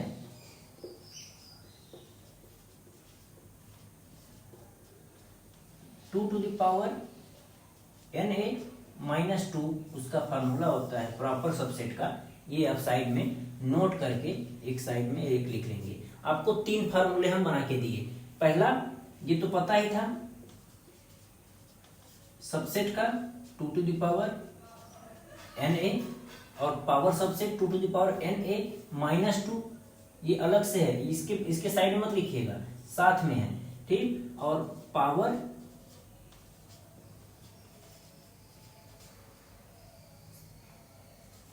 a, it means number of p of a equals to 2 to the power number of a।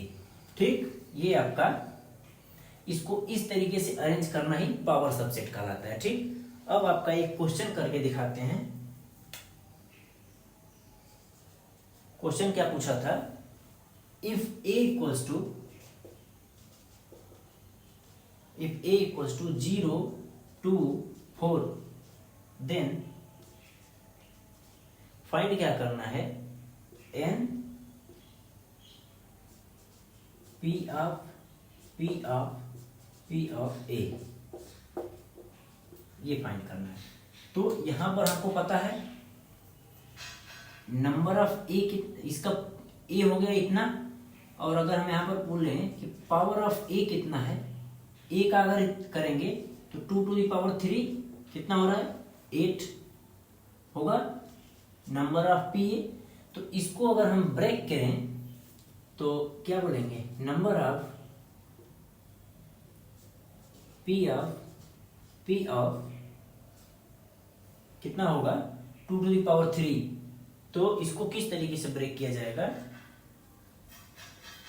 Number of P A equals to 2 to the power 3 equals to 8। तो नंबर ऑफ पी ए 8 हो जाएगा। फिर number of P of A equals to 8 है, 2 to the power 8, 2 to the power 8 कितना होता है 256। Then number of P A, then number of P A का आपको फार्मूला अभी मैं लिखवाए थे 2 to the power N A, then N A ये हो जाएगा, देन इसकी वैल्यू हो जाएगी 2 टू द पावर 256 आपका ये आंसर हो जाएगा। इस तरीके से इसको निकालेंगे।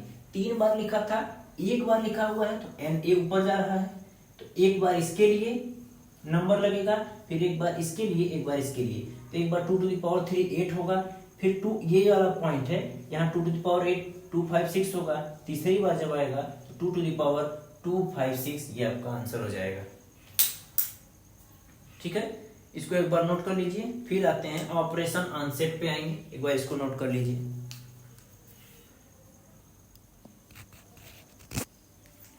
अब आपका नेक्स्ट टॉपिक आता है ऑपरेशन ऑन सेट। सेट का ऑपरेशन किस तरीके से करना है पूरा डिटेल में पढ़ेंगे। ठीक, जैसे क्या होता है प्रॉपर सबसेट, सबसेट आपने पढ़ा।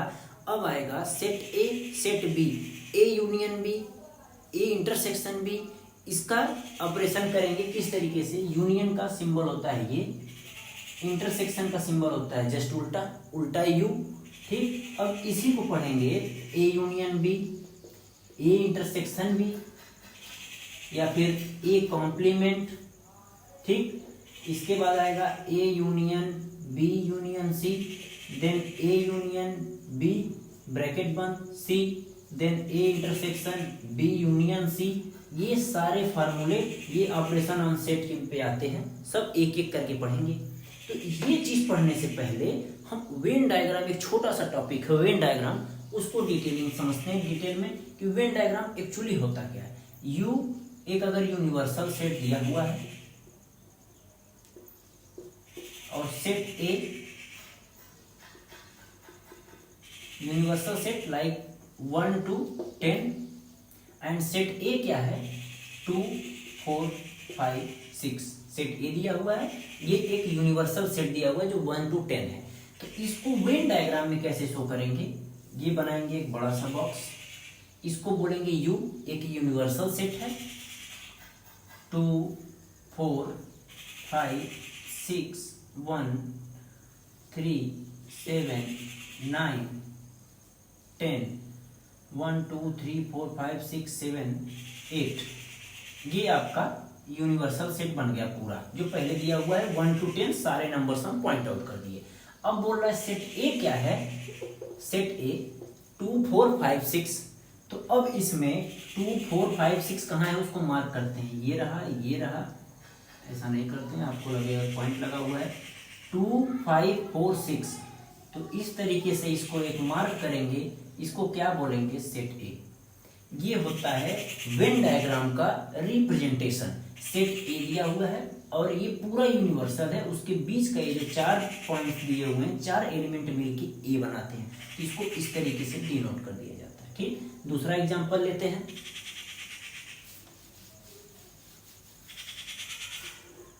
यहां लिखा है यूनिवर्सल सेट लिखा हुआ है, रियल नंबर, एंड ए लिखा हुआ है 4 5 6 एंड बी लिखा हुआ है 8 9 7, इसको भी 1 to 10 ही रहने देते हैं अभी फिलहाल 1 to 10। अब बनाते हैं हम यूनिवर्सल सेट, ये आपका एक यूनिवर्सल सेट है 1 2 3 4 5 6 7 8 9 10। ठीक, ये यूनिवर्सल सेट बन गया। अब इसमें सेट ए क्या है 4 5 6 को मिला के सेट ए बन रहा है 4 5 6, ये आपका सेट ए। 8 9 एंड 7, 8 9 एंड 7 इन दोनों को मिला के बन रहा है सेट बी, और ये सेट ए है और ये एक यूनिवर्सल सेट है जो दिया हुआ है। ये हो गया आपका वेन डायग्राम रिप्रेजेंटेशन। इस तरीके से वेन डायग्राम का रिप्रेजेंटेशन किया जाता है। ठीक, एक दो टाइप ये हो गया। तीसरा एक बार देखते हैं, तीसरा एक एग्जांपल लेते हैं। Universal 1 to 10, A 2 3 4 5 and B 5 6 7 8। ठीक, इसका बनाते हैं। ये आपका हो गया यूनिवर्सल सेट, यहां पर यू लिख दिए। 1 2 3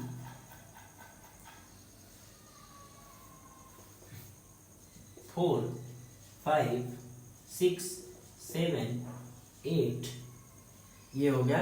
बच क्या गया? 9 10। अब हमारा क्या है, सेट ए में क्या है? 2 3 4 5, 2 3 4 5, ये आपका हो गया सेट ए। 5 6 7 8, 5 6 7 8, तो ये हो गया हमारा बी। अब इस देखने को यहाँ नया क्या मिल रहा है, एक सेट डिनोट किए थे वेन डायग्राम, ये दूसरा सेट अलग अलग है। ये तीसरा क्या हुआ कि ये तो ये वाला हिस्सा जो है ये तो कॉमन हो गया, इसी को बोलते हैं इंटरसेक्शन। इस वाले पार्ट को उल्टा यू से डिनोट करते हैं, ये इंटरसेक्शन होता है। इन दोनों में जो कॉमन होगा वो इंटरसेक्शन होगा, और ए और बी का सारे वैल्यू को मैच करके लिखा जाए 2 3 4 5 6 7 8, ये यूनियन हो जाएगा। यूनियन मतलब दोनों को कोई भी नंबर दोबारा रिपीट नहीं होना चाहिए, सारे नंबर को एक बार लिख देना है, और इन दोनों के बीच में जो कॉमन नंबर आ रहा है उसको इंटरसेक्शन बोलते हैं। मतलब ए और बी का अगर कॉमन लिया जाए तो 5 आएगा। ये दो चीजें वेन डायग्राम से ये भी यहाँ पर आपकी क्लियर हो गई। अभी हम आगे इंटरसेक्शन, यूनियन और डिटेल में पढ़ेंगे। तो ये आपका हो गया वेन डायग्राम रिप्रेजेंटेशन। इस तरीके से वेन डायग्राम को रिप्रेजेंट किया जाता है। अगर ये क्वेश्चन दिया हुआ है तो इस तरीके से वेन डायग्राम में रिप्रेजेंट कर लेंगे। अब आते हैं हम ऑपरेशन ऑन सेट पर। ऑपरेशन ऑन सेट में सबसे पहला ही टॉपिक क्या है, complement of set. Complement of set क्या होता है कि अगर कोई सेट दिया हुआ है, और एक सेट दिया हुआ है यूनिवर्सल सेट, और एक है आपका प्रॉपर कोई भी सबसेट, कोई भी सेट दिया हुआ है सेट ए, तो अगर ए कॉम्प्लीमेंट पूछें तो यूनियन में से ए को डिडक्ट कर देते हैं। पहला क्या टॉपिक है आपका,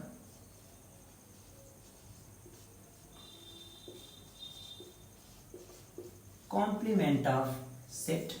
ठीक, कॉम्प्लीमेंट ऑफ सेट, इसको डिनोट कैसे करते हैं, अगर कोई सेट ए है तो उसका complement of set A dash और ए सी से डिनोट करते हैं। ठीक, इसको नोट कर लीजिए। ठीक, अब होता क्या है एक्चुअली, एग्जाम्पल लेते हैं, एग्जाम्पल से ज्यादा बेहतर समझ में आएगा। कोई यूनिवर्सल सेट है 1 2 3 4 5 6 7, एंड ए कोई एक सेट है 3 4 5, हो गया। अब इसको वेन डायग्राम में रिप्रेजेंट करेंगे। ये आपका U 1 2 3 4 5 6 7, ये हो गया 1 2 3 4 5 6 7, 1 2 3 4 5 6 7, ये हो गया आपका यूनिवर्सल। और ए क्या है 3 4 5, 3 4 5, ये हमारा हो गया ए। अब हमको क्या पूछ रहा है कि अगर कॉम्प्लीमेंट ऑफ ए पूछें,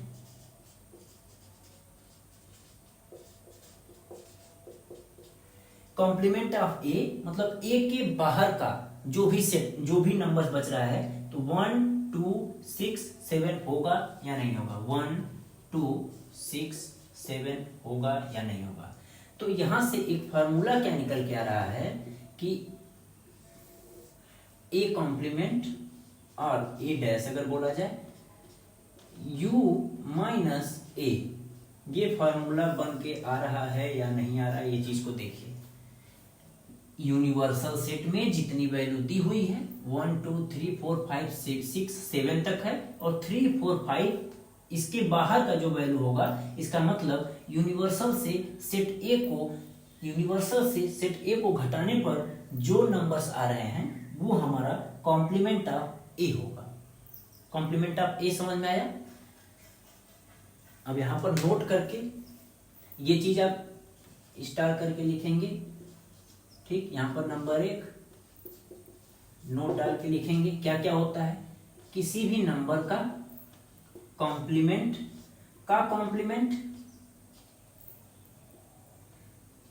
खुद नंबर ही होता है। अभी सारी चीज हम प्रूफ कर देंगे, ठीक। फिर दूसरा पॉइंट क्या है, फाई मतलब नल सेट का कॉम्प्लीमेंट यूनिवर्सल होता है, एंड देन यूनिवर्सल का कॉम्प्लीमेंट फाई होता है।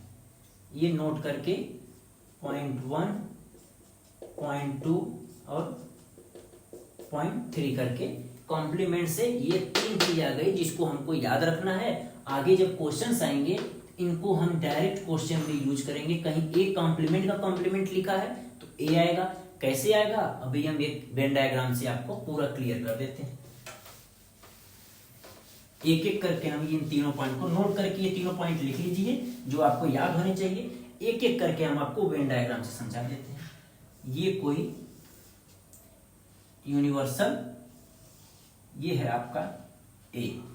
तो अगर हम बोलें ए कॉम्प्लीमेंट क्या होता है, ये जो बाहर का पूरा पोर्शन है वो ए कॉम्प्लीमेंट होगा या नहीं होगा।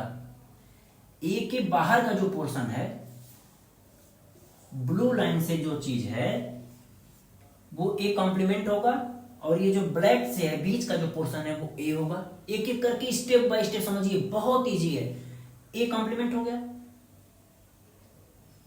अब अगर हम बोलें दूसरा बनाने की जरूरत नहीं है, ए कॉम्प्लीमेंट हो गया तो इसको हम क्या बोलेंगे, u minus A.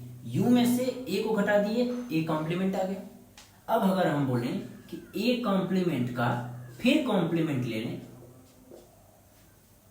Again A complement का कॉम्प्लीमेंट मतलब ए कॉम्प्लीमेंट ये पूरा बाहर वाला हिस्सा है।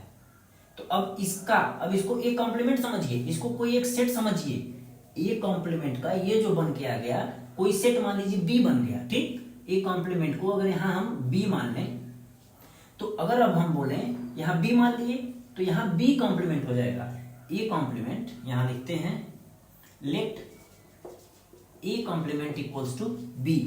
तो यहां पर क्या हो जाएगा, बी का कॉम्प्लीमेंट पूछ रहा है तो बी का कॉम्प्लीमेंट इसको u माइनस बी लिखेंगे या नहीं लिखेंगे, यूनिवर्सल माइनस बी। जैसे A complement universal minus A था, ए कॉम्प्लीमेंट हमारा निकल के आ गया बाहर वाला एरिया। अब बी कॉम्प्लीमेंट ए कॉम्प्लीमेंट को ही तो बी मान रहे हैं ना, तो बी का कॉम्प्लीमेंट क्या हो जाएगा, u माइनस बी। मतलब पूरे यूनिवर्स से ए कॉम्प्लीमेंट पूरा घटाएंगे तो फिर से तो यही बच रहा है ना। यहाँ पर पुट करके चेक कर लीजिए, यहाँ पर u जो वैल्यू था u minus B A complement को माने थे। ए कॉम्प्लीमेंट की वैल्यू क्या थी, u माइनस ए थी। इसको देखिए u minus you plus A, u से u कट जाएगा, फिर से वापस से a आ गया। तो ये पहला चीज हम आपको प्रूफ करके दिखाते हैं, पूरा अच्छे से समझ में आ गया होगा। दूसरा क्या है, फाई का कॉम्प्लीमेंट u होगा। अब इसको हटा देते हैं,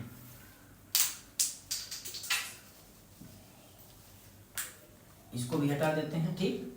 ये u है यूनिवर्सल सेट। फाई क्या होता है, फाई एक नल और इम्पटी सेट होता है। अब हम यहां पर लिखें फाई का complement, it means u minus phi. Phi में कितने नंबर्स होते हैं, कोई नहीं, फाई तो एम्पटी सेट होता है, 0 होता है, तो u minus 0 it means u। तो फाई कॉम्प्लीमेंट u के बराबर होता है, दूसरा भी प्रूफ कर दिए। तीसरा u का कॉम्प्लीमेंट फाई आता है, ये और आसान है, ये पूरा यूनिवर्सल है, पूरा यूनिवर्सल है। तो यूनिवर्सल का जब कॉम्प्लीमेंट लेंगे तो वही फार्मूला लगाएंगे, यूनिवर्सल का complement it means u minus U equals to 0, और 0 को हम फाई या नल सेट बोलते हैं। ये आपका हो गया तीसरा, और ये था आपका दूसरा सब हम आपको स्टेप बाय स्टेप प्रूफ करके दिखा दिए। अब आपको करना क्या है, डायरेक्टली याद रखना है। ये नहीं बोलना है कि डायरेक्ट सर ने डायरेक्ट ये फार्मूला लिखा दिए याद कर लेना है, ऐसा नहीं है। आपको प्रूफ करके 1 बाय 1 करके दिखा दिए कि कैसे ये चीज आया है। ठीक, एक बार इसको नोट कर लीजिए।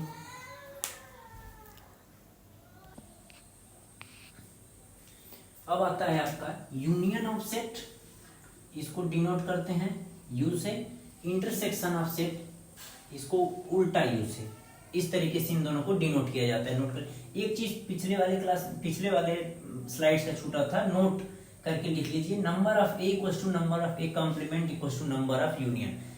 ये देखने में कठिन लग रहा है। अभी अगर हम ग्राफ बना के, वेन डायग्राम बना के अगर बता दें, यूनियन 1 2 3 4 5 6 एंड सेट ए दिया हुआ है 2 3 4 2 3 5।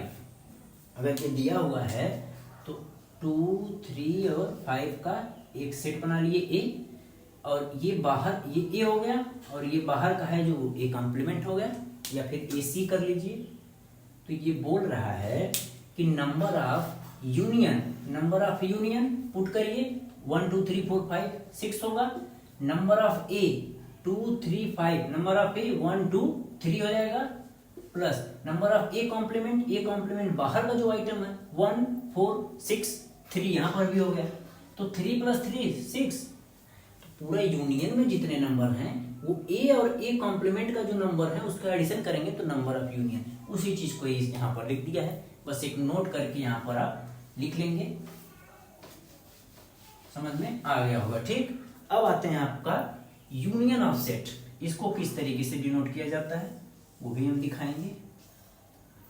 ये आपका ए दिया हुआ है, यहाँ पर लिखा है 1 2 3 4 5 6,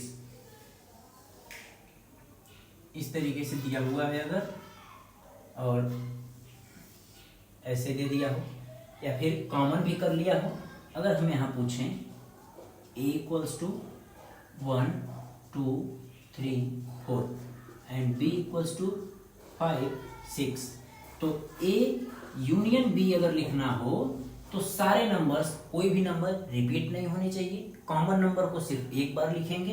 तो यहाँ पर 1 2 3 4 5 6 इस तरीके से यूनियन लिखना हो। एक एग्जांपल और ले लेते हैं। लिखा हुआ है a 1 2 3 5 6, ठीक। b लिखा हुआ है 5 6 7 8। देन a यूनियन b लिखना हो तो 1 2 3 5 6 लिख लीजिए। यहाँ पर 5 6 यहाँ दिया है, लेकिन ऑलरेडी यहाँ पर हो चुका है 5 6, तो उसके अलावा जो है, जो कॉमन है, उसको सिर्फ एक बार 7 8 बचा हुआ है 7 8। तो ये आपका a यूनियन b इस तरीके से लिखा जाता है। सेम अब इंटरसेक्शन का क्या होता है। अगर कोई यूनिवर्सल इस तरीके से बना हुआ है 1 2 3 4 5 6 7 8, ये पूरा यूनिवर्सल का है, और यहां पर लिखा हुआ है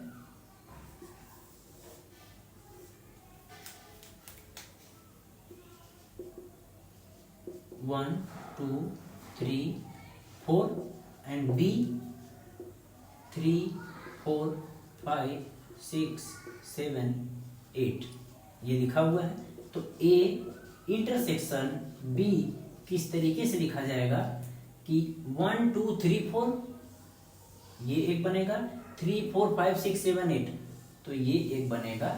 तो जो इन दोनों के बीच में ये जो एरिया, शेडेड एरिया आ रही है, इसके बीच में जो नंबर होंगे 3, 4 जो दोनों में कॉमन होंगे वो a इंटरसेक्शन b होगा। और क्वेश्चन जब करते चले जाएंगे आपको आसानी से ये दोनों चीजें समझ में आ जाएंगी। ये इंटरसेक्शन है, दोनों के बीच में जो कॉमन होगा वो इंटरसेक्शन। यूनियन क्या है, यहाँ से यहाँ तक मिला के जितने भी नंबर्स होंगे a और b में, यूनियन के बाहर भी आ सकता है 9 10 8, बट ये सब नहीं आएगा। a यूनियन b में a और b का जितने भी नंबर है पूरा लिख देंगे, कोई कॉमन है तो सिर्फ एक बार लिखेंगे, ठीक, जैसे इस वाले एग्जांपल में लिए थे। और यहाँ पर क्या होगा, इन दोनों के बीच का जो कॉमन होगा, इंटरसेक्शन मतलब दोनों के बीच का जो कॉमन नंबर्स होंगे वो आपके इंटरसेक्शन हो जाएंगे। इंटरसेक्शन यूनियन समझ में आ गया आपको। अब आपका आते हैं difference of two sets. Difference of two sets,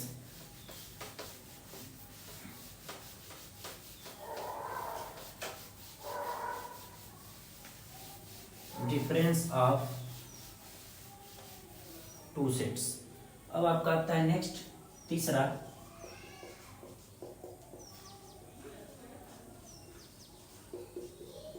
difference of two sets.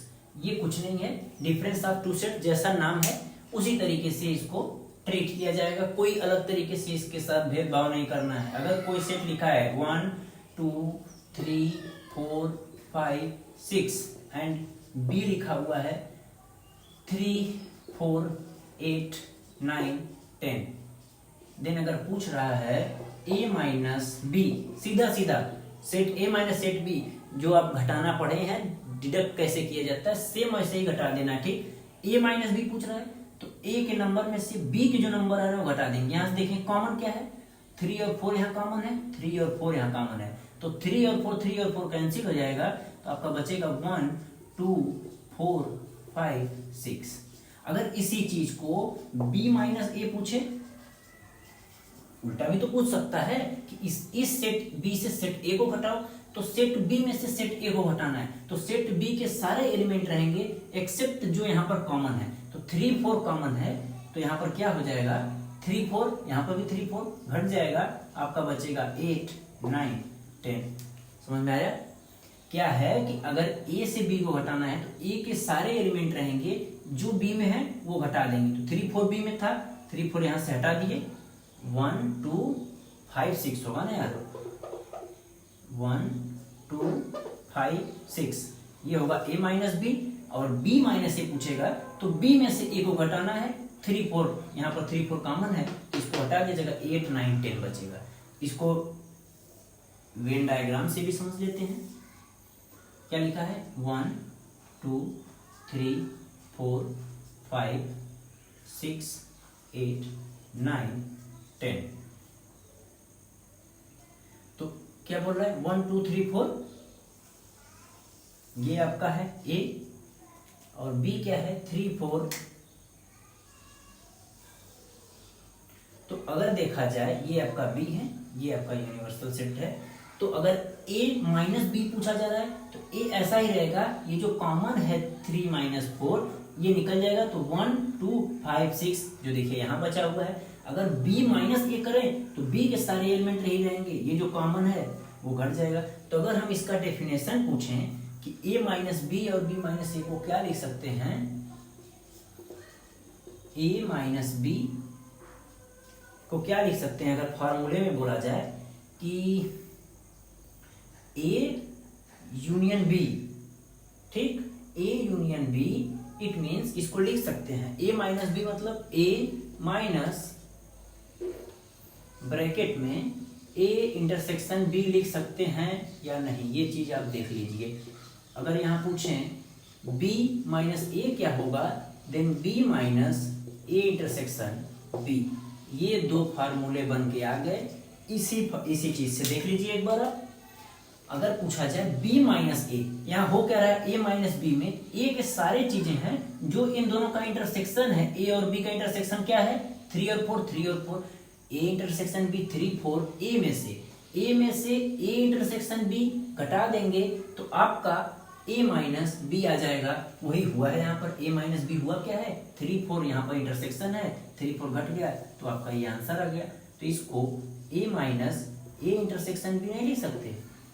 अगर b माइनस ए पूछ रहा है तो b minus A intersection b, ये रहा आपका कहाँ गया, अगर b माइनस ए निकालना है 8 9 10, b माइनस ये इंटरसेक्शन वाला वैल्यू घटा दिए तो 8 9 10 बच रहा है, तो यहाँ से दो फार्मूला आपका निगेटिव का बन जाएगा, माइनस का। अब आपका आता है सिमेट्रिक डिफरेंस आता है।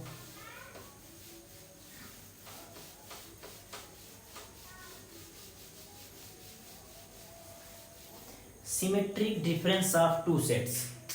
चौथा पॉइंट क्या है,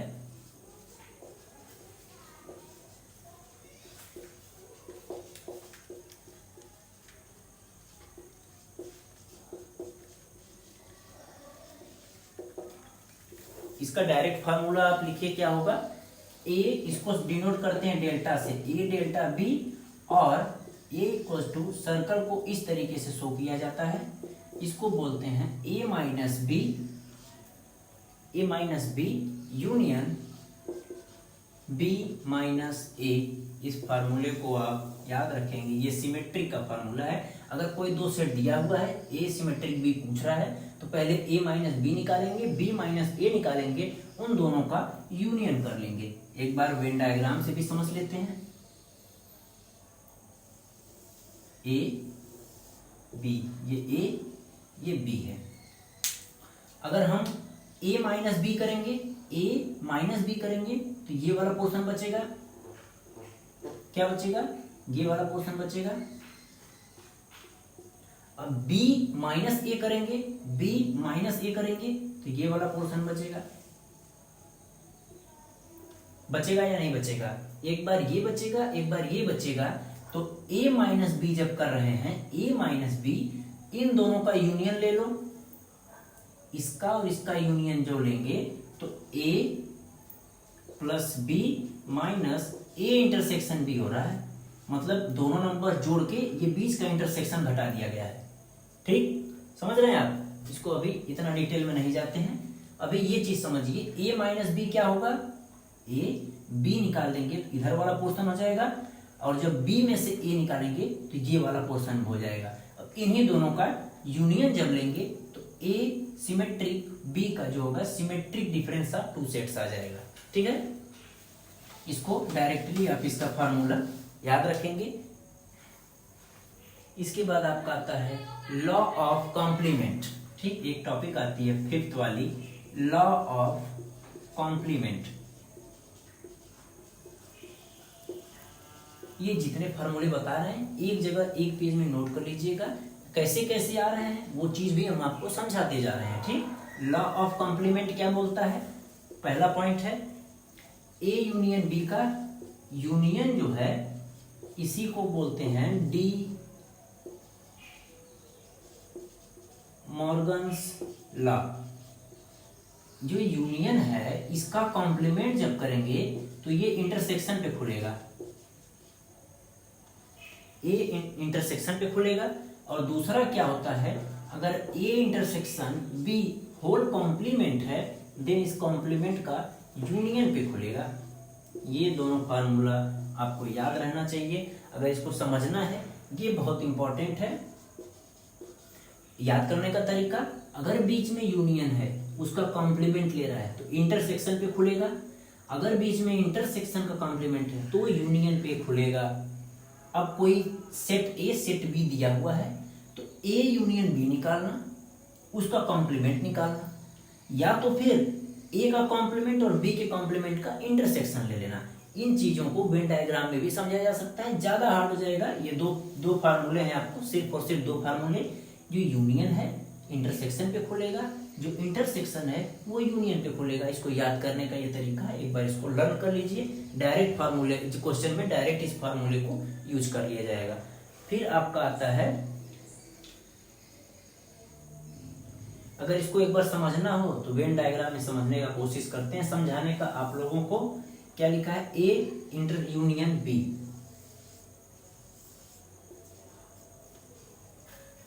ए यूनियन बी का कॉम्प्लीमेंट, ये यूनिवर्सल है, ए यूनियन बी का मतलब ये पूरा पोर्शन आ गया। इसका जब कॉम्प्लीमेंट लेंगे, ये जो ब्लैक कलर से जो दिख रहा है, चलो भाई अंदर तुम, ये जो जितना हम शैडो बनाए हैं वो क्या है, यहां लिखते हैं ए यूनियन बी, इसका कॉम्प्लीमेंट होगा या नहीं होगा। इसका मतलब क्या होता है, u minus A union B, A union B का कॉम्प्लीमेंट। ये चीज यहाँ है, ये चीज समझ में आई या नहीं, अभी हम इसके पहले भी आपको समझाए थे। ए दिया है, बी दिया है, इसके बाहर का जो एरिया है ए यूनियन बी का कॉम्प्लीमेंट होगा। अब इसको बोल रहा है ए कॉम्प्लीमेंट और बी कॉम्प्लीमेंट का इंटरसेक्शन। इसी को एक बार फिर से बनाते हैं। ये ए, ये बी, ये यू। ए कॉम्प्लीमेंट क्या होगा? ए कॉम्प्लीमेंट मतलब ए के बाहर का सारा।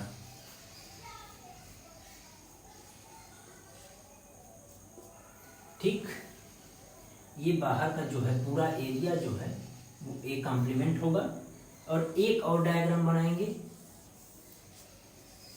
ए बी, ए बी, और ये है यू आपका। अब इसमें क्या निकालना है? बी कॉम्प्लीमेंट मतलब बी के बाहर का सारा।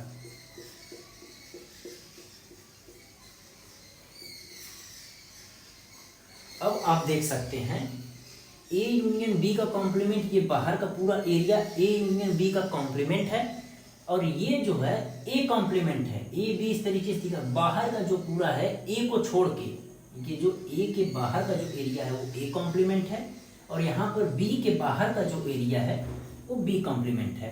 तो अब ये बी कॉम्प्लीमेंट, ये ए कॉम्प्लीमेंट, इन दोनों का इंटरसेक्शन लेना है। तो इंटरसेक्शन में ये जो बीच का जो एरिया है यहाँ पर और यहाँ पर, ये दोनों चीजें नहीं आएंगी, क्योंकि यहाँ पर क्या लेना है? इंटरसेक्शन लेना है।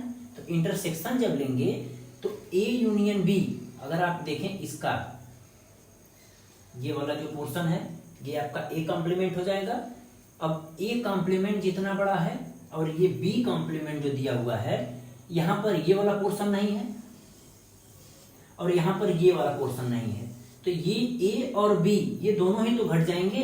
इसका मतलब ए कॉम्प्लीमेंट बी कॉम्प्लीमेंट का इंटरसेक्शन, ये दोनों का A complement intersection B complement जो हो रहा है वो इसी के तो बराबर आ रहा है, ए यूनियन बी के कॉम्प्लीमेंट का, क्योंकि ये बाहर का एरिया ए यूनियन बी का कॉम्प्लीमेंट है। और जब ए कॉम्प्लीमेंट बी कॉम्प्लीमेंट का इंटरसेक्शन ले रहे हैं तो यहाँ पे ए नहीं हो रहा है, यहाँ पर बी वाला पार्ट नहीं हो रहा है, तो ए और बी का दोनों पार्ट छोड़ देंगे तो एक्चुअली बाहर का एरिया ही तो आ रहा है ये। तो ये पहला वाला प्रूफ कर दिए, दूसरा आप खुद वेन डायग्राम से ट्राई करिएगा, प्रूफ हो जाएगा। ठीक, एक बार इसको नोट कर लीजिए।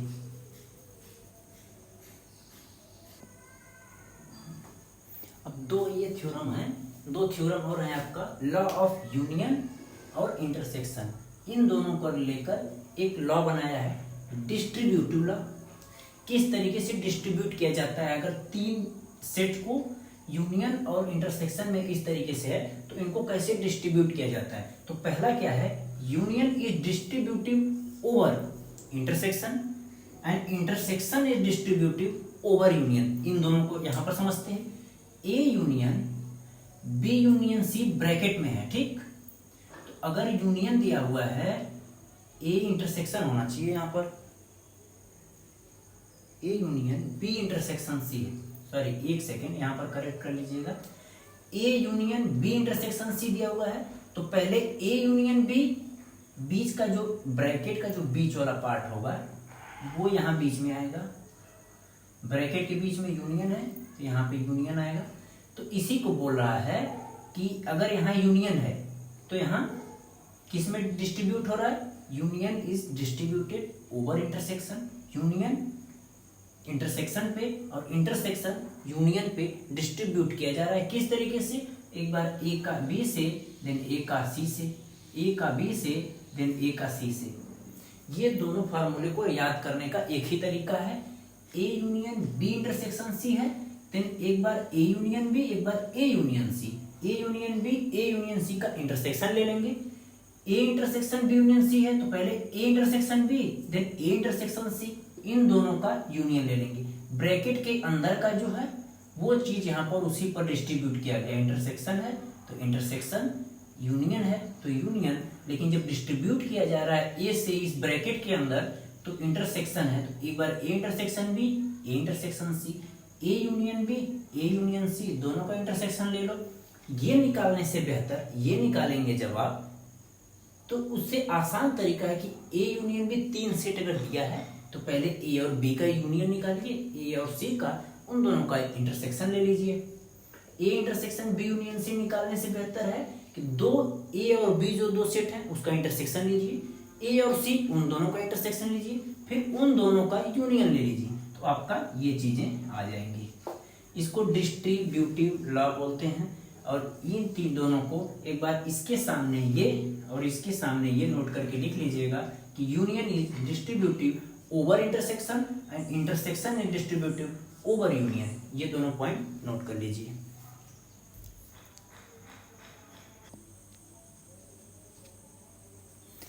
दो फार्मूला और आता है additional theorem on joint set. Joint set का दो फार्मूला और आता है। अगर कोई ए और बी दो सेट दिए हुए हैं तो number of A union B निकालना हो डायरेक्ट, तो number of A number of B minus number of A intersection B घटा देंगे। इसको अगर इस तरीके से समझें,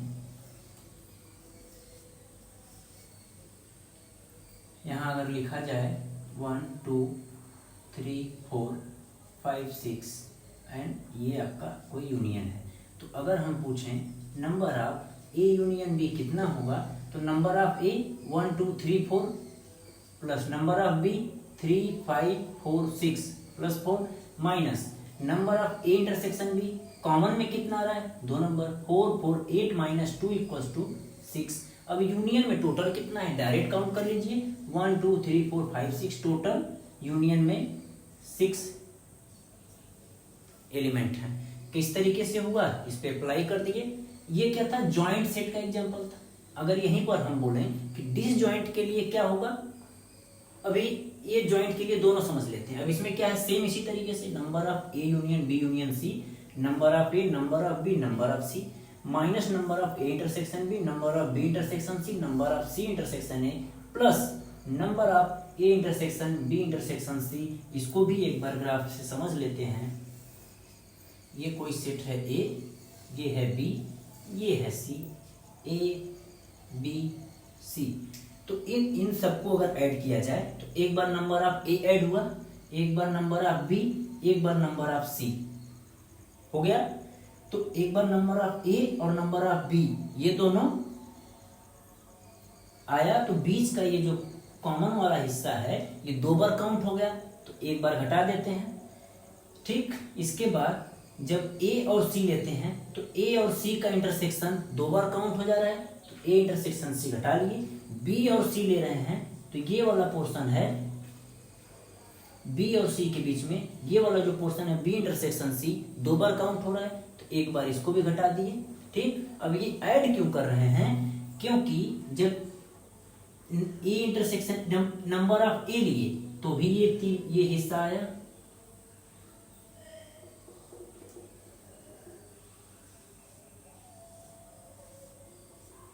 ये वाला जो हिस्सा है जब ए इंटरसेक्शन बी ले रहे हैं तब भी ये आएगा, ये वाला दोनों लेंगे तब भी ये वाला बीच का पोर्शन आएगा, और जब ये दोनों लेंगे तब भी ये वाला पोर्शन आएगा। 1 मिनट,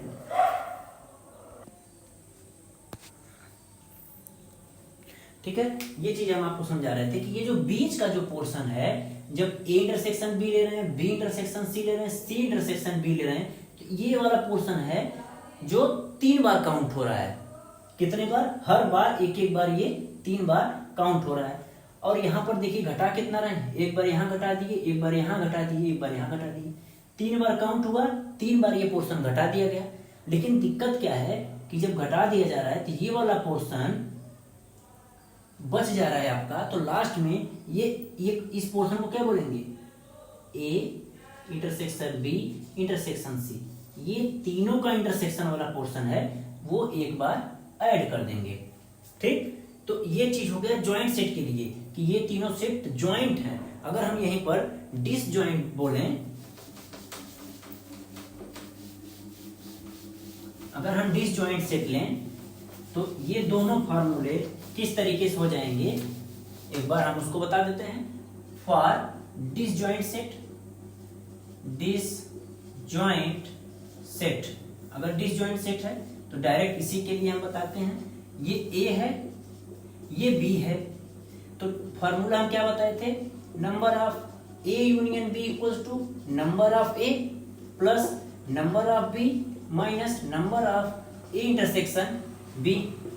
तो ए इंटरसेक्शन बी है, यहां पर number of A intersection B ये 0 होगा, 5 के बराबर होगा, क्योंकि यहाँ डिसजॉइंट सेट है, कोई कनेक्शन ही नहीं है। अगर ज्वाइंट रहता तो कॉमन आता, तो ये वाला पोर्शन 0 के बराबर हो जाएगा, तो इसको number of A number of B के बराबर लिख देंगे। ये हो गया पहला। और यहीं पर तीसरा सेट अगर लिख लें सी, ये भी ज्वाइंट नहीं है, तो A intersection B 0, B intersection C 0, C intersection A 0 and A intersection B intersection C भी 0 हो जाएगा। तो दूसरा क्या आ जाएगा, number of A union B union C equals to number of A plus number of B plus number of C के बराबर हो जाएगा। इसको भी आप डायरेक्टली याद रखेंगे। ये तो आपका पुराना है, मेन क्या है कि ये आपको याद रहना चाहिए, number of A union B, ये पहला है, ये दूसरा है for disjoint set. Disjoint set के लिए ये आपका दोनों formula direct number of A union B, number of A number of B जोड़ देंगे, ए यूनियन बी आ जाएगा, A union B union C direct तीनों को जोड़ देंगे तो आ जाएगा। लेकिन ये किसके लिए, डिसजॉइंट सेट के लिए। अगर जॉइंट सेट पूछेगा तो इसके प्रीवियस वाले में जाएंगे, ये वाला पोर्शन सही रहेगा और इसमें सारे जो इंटरसेक्शन के पार्ट्स थे एलिमेंट वो ऐड हो जाएंगे। ठीक, ये कर लीजिए। अब आपका सिर्फ और सिर्फ कुछ इंपॉर्टेंट फार्मूला बचा है, वो अगली स्लाइड में बताएंगे और क्लास को फिनिश कर देंगे। इसको एक बार नोट कर लीजिए।